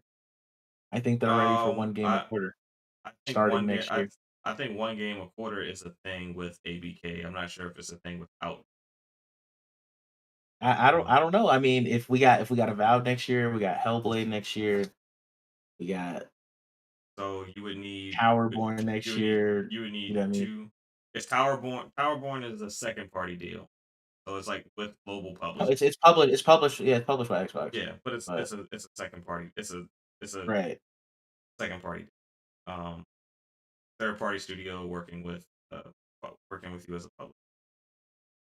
Right. A game a quarter. All right, so that would I, mean I think the about game recorder is that would going to mean happen. Avowed. That would mean Avowed next year. Yep. That would mean Hellblade. Hellblade, and that would mean 2 more games. So that would probably, I think two other games did get 24 release windows. They did. Didn't South of Midnight get a 24 release window?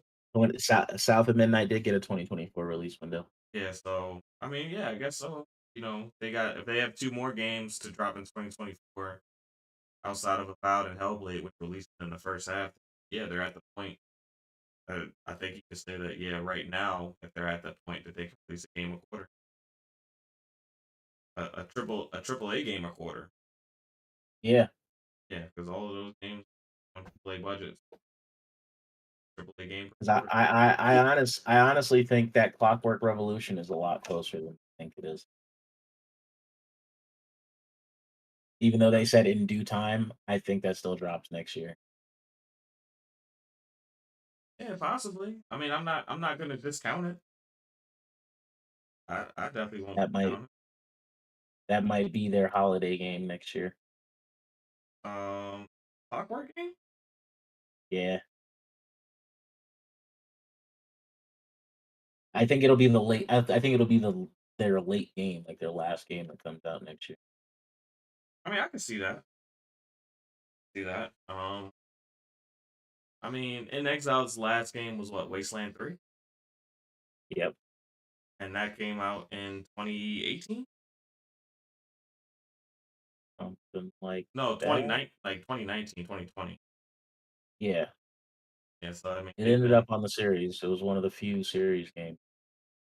so yeah, it came out a couple months before the series. That came out like Right. that May or April. So, um, yeah, I guess they're close. They're close to a quarter game a I mean, quarter because with we don't ABK. know They're definitely there. another studio might shadow drop something. Like, I mean, don't forget we got Hi-Fi Rush out of nowhere. Had to I Yeah. be think it. I think a Hi-Fi Rush DLC gets announced tomorrow. Yeah, for sure.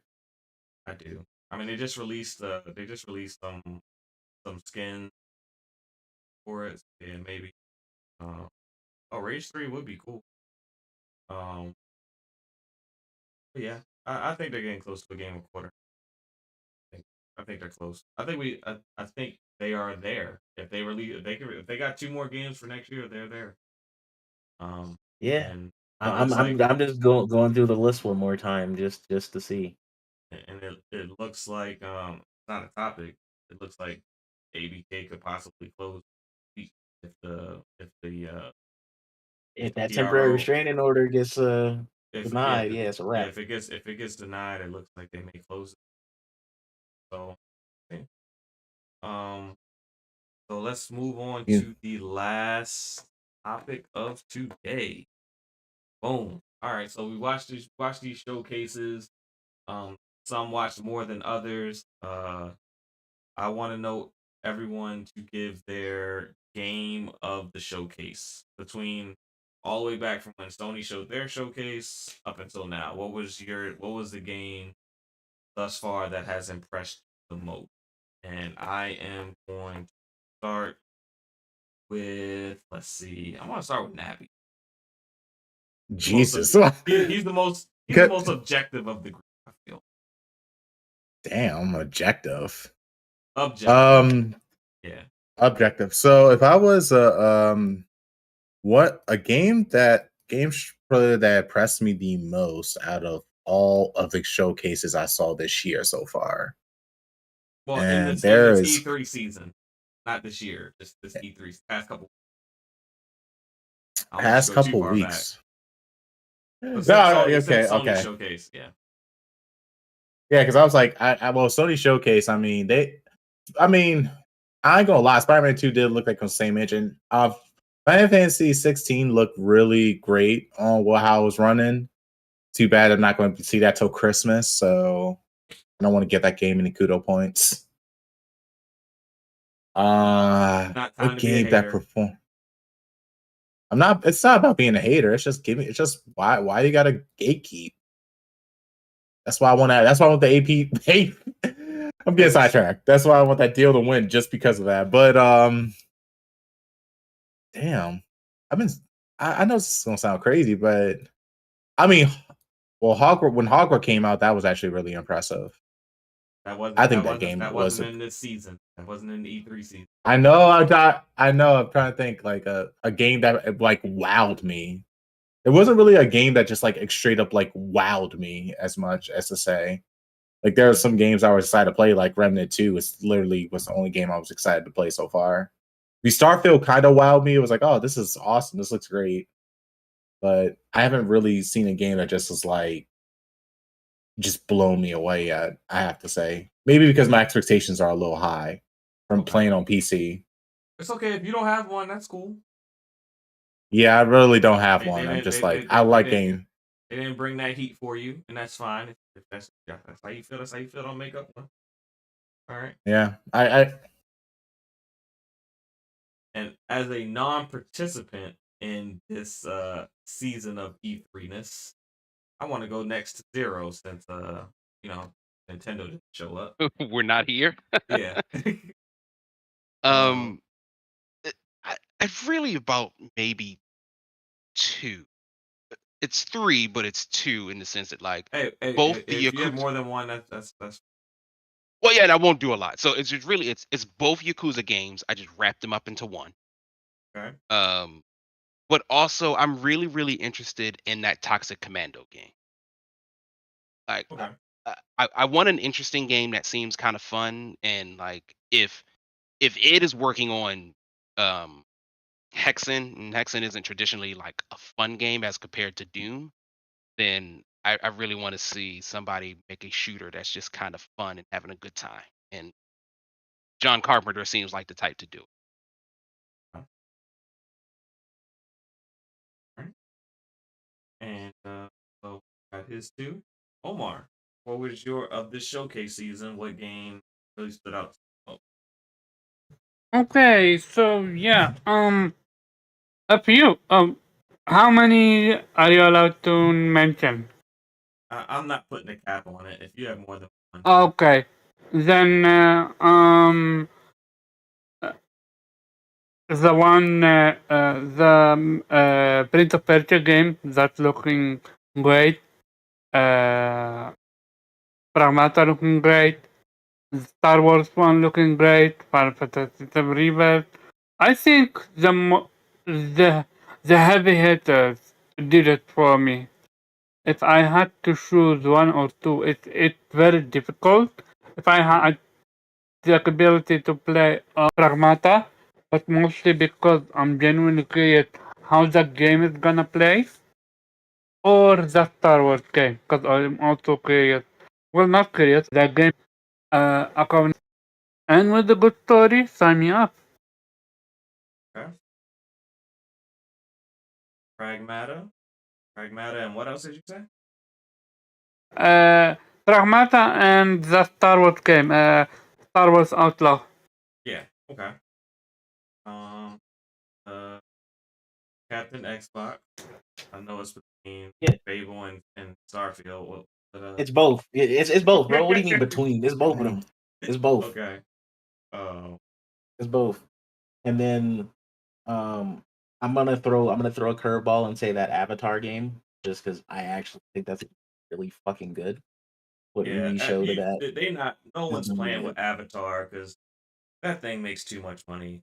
Like It does. I know It people does. like it doesn't if that have can the like the fervent fan base behind it like some of these other franchises that you just like kind of see people out like just talking about it, the same way like the way that people would talk about Harry Potter or Lord of the Rings at the moment. But these people are going to see this damn movie and like in droves. Like it's like doing like gangbusters. Um so it's blue like it blue people. it is a wildly successful franchise without a true community yet. It doesn't have that community that other franchises have, like a Game of Thrones or Lord of the Rings or Harry Potter, or some of these other things that it's having the same type of success at. Yep. I haven't seen Avatar yet. I haven't seen that game yet. That's at the Yeah, Ubisoft show. look up some gameplay, bro. It was actually I looking watched kind the of nice. Ubisoft. I watched the Ubisoft show tonight when I'm like laying down, relaxing. Yeah, I'll watch that tonight. For me, um, the game that just like hit the hardest, it wasn't first party. Um, Number one for me is was that Star Wars. Like it showed in like such a fantastic way, and the fact that the gameplay like hit just as hard as the reveal trailer. Um, yeah, me that is number one. Um, Fable, um, Fable is a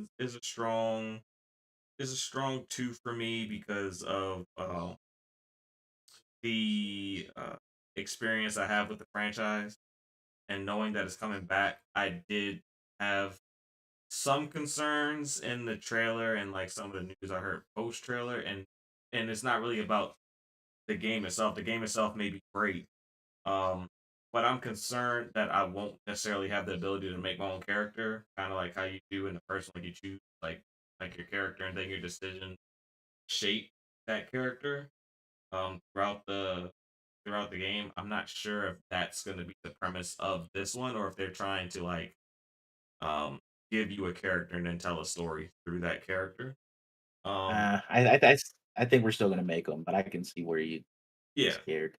So I'm Get not scared. necessarily scared. It's just a slight concern that I have. I mean, if it lands, it lands. But until I know, I kind of just want to I I still kind of prefer what I knew before until you show me why I should be like excited for what you're doing now. So at this point, I'm still on the fence of kind of want to make my own character, and I kind of want my decisions to kind of shape my character in um the world that we live um in Fable. I don't know if it's still Albion or whatever they call it. Or if they're gonna have a new name for it. So I kind of still am like leaning towards that. If it's different, but it's good, I'm cool with it. But at the moment, like based on the trailer, it left me with some little concerns there. Um, and I guess number three would be Starfield. Um, Starfield impressed me in a way that um, the depth of the game was something I wasn't expecting the game to have that level of depth and scale. Um, so that impressed me.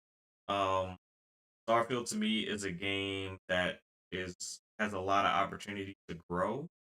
So day one, it may not be the best thing ever, but I think like after like 5 or 6 months, maybe a couple updates here and there, some more customization options with your ship. Like I think it's a game that's like a year from release, could look totally different than what it looked like at launch with like all the content that could be added. It just seems like a game that you're gonna continue to get more from.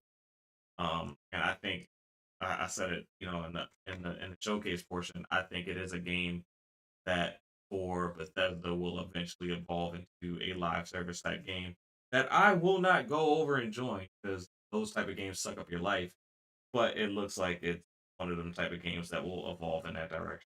So that was like my top. But number one was Star Wars. Fair enough. It looks crispy. It's looking good. Yeah. So, so, yeah, and I love when you're able to like dive into an IP but not have to stay to like the main characters in that IP and still tell a really compelling story, like just being in that world. Mhm. Um, so Yeah. yeah, I like that a lot. Star Wars is a giant universe. Yep, Just saying that there's more than just goddamn lightsabers. yep. And And there's Skywalkers It's Skywalkers. Skywalker. seem to be be the only thing in the universe is made up of. Yeah, it's Sky, fucking space wizards. Yeah, just space wizards. A specific family of of space, space wizards wizards. that have caused nothing but death and turmoil. For the entirety of the galaxy. Quite frankly, they should all be eliminated. Baby Yodas too. You got some Baby Yodas.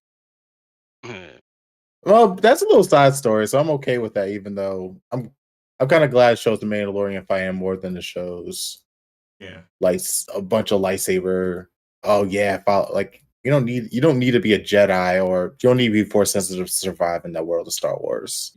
Yeah, the world has so much depth to it and so much lore that there's a lot you could do with it, and I'm happy to see that take place, especially for people who are like diehard fans of the Star Wars franchise. I wouldn't consider myself a diehard, but I follow it closely enough and I watch enough shows. Like it's cool. I'm just happy EA don't got that exclusive license now, so we can see some. That is the best thing that has happened. Hey, we got fall. Hey, we did get Jedi Survivor and Jedi Fallen Order. But the thing Oh, is, EA okay. did not no, fuck up with those it's two. not. It's not a thing that. It's not a thing of whether or not EA is qualified or not at this point. It's that Star Wars is too big of a world to be held by one publisher. There's too many stories to be told, in that universe for it to be stuck to just one publisher. If you ask me, to me it doesn't have Yeah, anything I to can do with whether or understand. not that one of them being qualified or unqualified. The world's too big. It's big, like if they decide to do the same thing with Harry Potter world is too big. There's like there's like 6 other wizard schools that you can like focus on if you decide to really expand out and do more with it. So Yeah, hit us with that Harry Potter MMO. I'll sign up. Like, So you know what they should expand on that cool. that no one's really expecting? The Witcher series with all the other Witcher schools. That could also be a thing. Yeah. Yeah, that would be an unsuspected gem that nobody would expect. yeah. Well, I'm sure there's something going on with the Witcher series. I think CD Project Red is the only one that's allowed to do anything with Yeah, it. no, that's their personal IP. Well, I'm gonna say their personal IP, but CD Projekt Red is the only people that ever touched that, been working on that. I don't know if and they they're own the remaking IP, one. because it started out as a book, so I don't know if they own the IP. That's a quick Google search, but I think do they know own the that they're video game rights to it. I remember Yeah. the creator came out a few years ago and had some feelings about it. Yeah, but I do know that they're remaking Witcher 1, which I ain't gonna lie, Witcher 1 does need a remake. It just sucks you're gonna lose that 2-player co-op that it did have, which was kind of cool, but one out of all the 3 games that needed a rework, 1 was definitely it. 2, it's fine. 3 is definitely fine.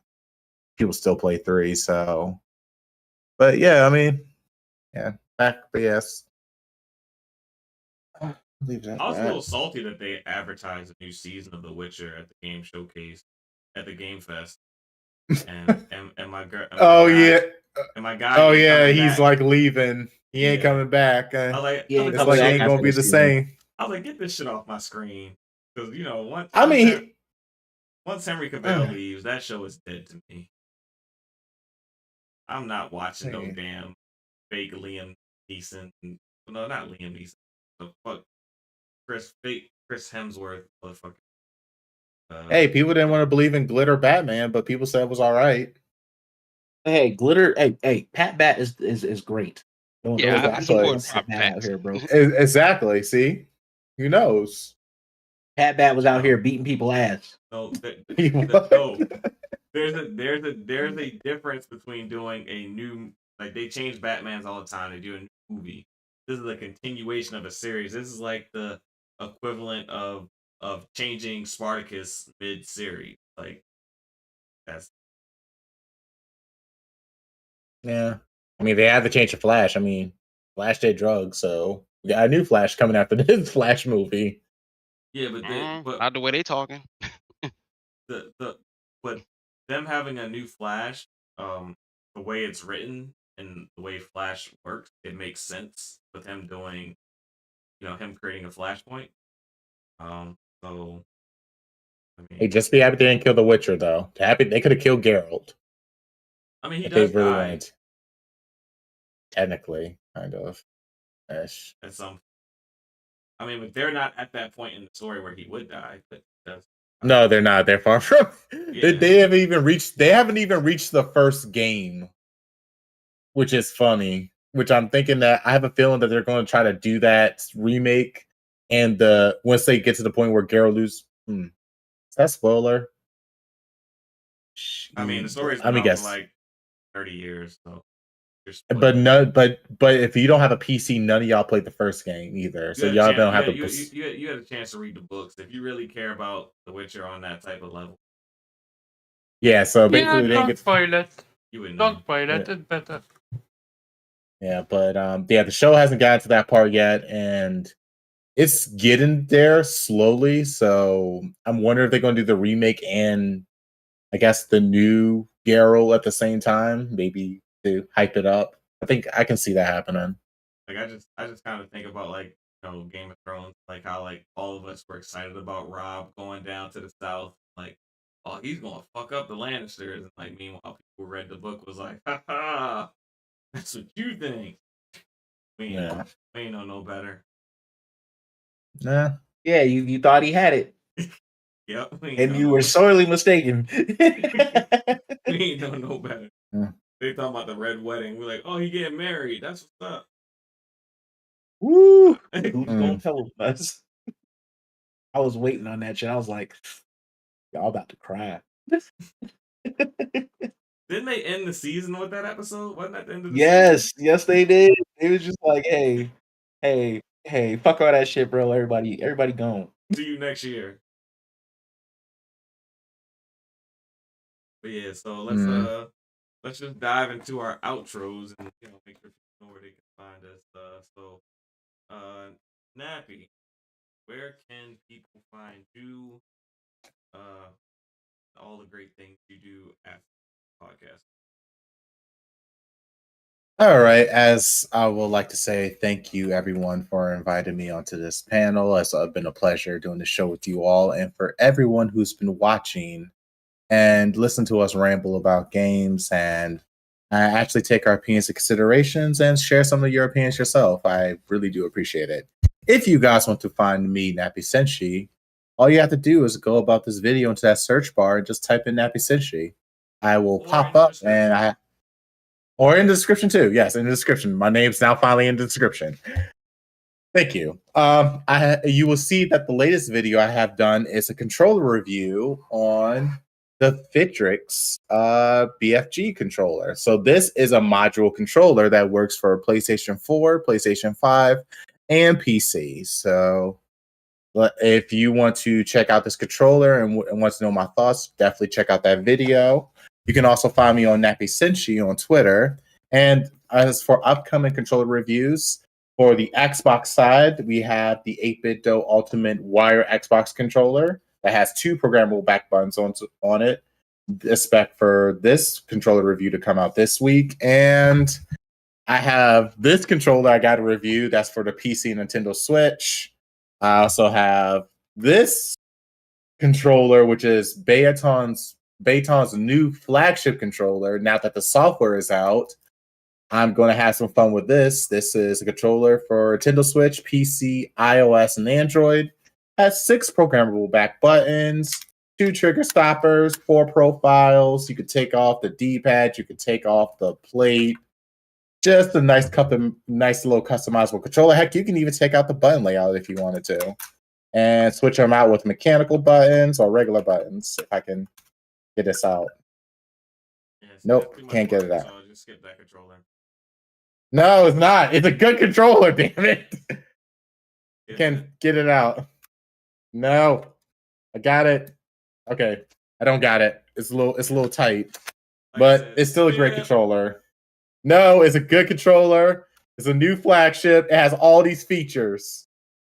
They don't even release firmware in a timely fashion. Fuck them. Okay, give them. They did though. That's why I'm doing the review. But that's all I have. All right. Omar, where can people find you? People can find me on Caravan Culture on Twitter. Hit that like button, check out the panel, and yeah, see you next week. All right. Zero, where can people find you? You know what? They can't find you. Really be out there, but you can give your hand. Damn. 0x386. I'm still thinking of working on something. I just got to figure out what I want to do. Maybe try something new. Are you available? to Maybe get start on booked OnlyFans?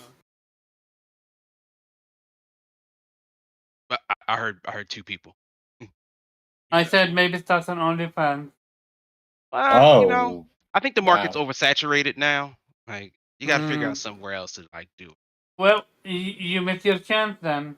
Yeah, I really should have got in there that early 2020 time, but slacking. Thanks for.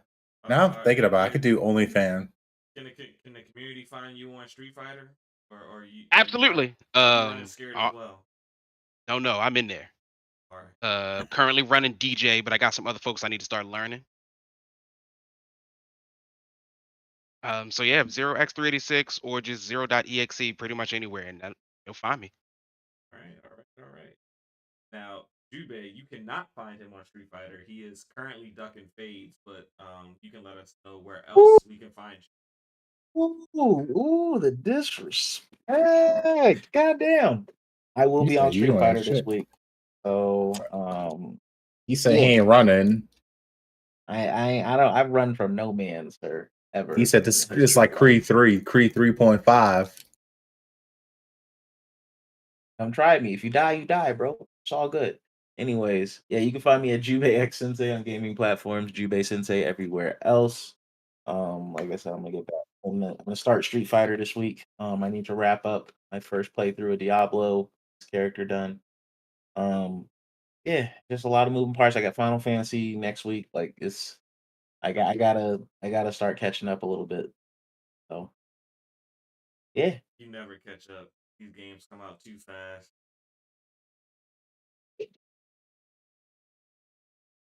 Pick the ones you like most. Finish. Yeah. This is true. We're gonna get there. But yeah, I'm gonna be running them Street Fighter fades real soon. Modern controls, classic controls, I don't care. Just bring it. We good. I mean, this controller does got a fighting pack, just to let you guys know to whoop Jubei's ass. You don't even need that. Just set up your little modern controls so you can do them easy special moves. You all right. You a PC player. You gotta whoop them with the keyboard. You're not allowed to control. Oh yeah. I do got the You mechanical mechanical keyboard right here. Wait, I ain't allowed to use the keyboard? Yeah, that ain't gonna save you. Your input gonna be trash. They ain't gonna save you. Oh, but you talking about this? This is literally a less than a millisecond input latency. You really want to try? You got bad buttons, bro. I got my directional input is trash. Don't even try to talk shit about my keyboard. He gonna have each of the moves preset as a button on his keyboard, and he ain't gonna have It's gonna be full of mac. It's gonna be nothing but macros on every single key I push. Have like 12 macros set. Combos becoming crazy. Well, you can find me, your guy Pharaoh here at Pharaoh Bizarre on Twitter. The links will be in the description. You can also find me in our Discord in the description below. I am pretty responsive, more responsive than some other panel members, but if you reach out to me on a Discord, I generally try to get back to you guys with. Yeah, you can reach out to me on Twitter. I'm on social pretty heavy. Even if I don't tweet thing there. And yeah, you can find me anywhere you like to watch streamers at the Land of Pharaoh. Drop a follow, drop a like, come through. If there's anything in particular you want me to play, I might start streaming again soon. Probably like next month and a half. So yeah, that's where you can find us. Is there anything else? Sure. Well, we're not really dropping new episodes on the podcast yet. Are we? Are we, Jubei?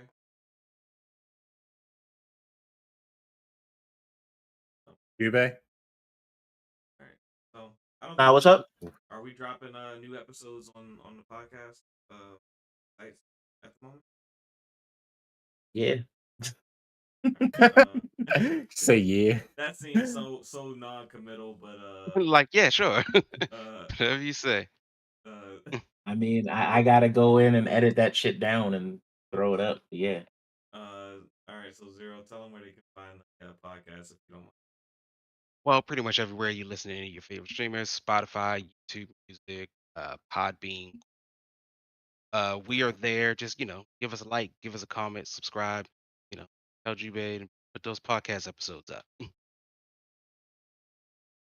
All right. Damn, Well, Zero just left. with that said, that concludes tonight's show. I appreciate you guys coming out.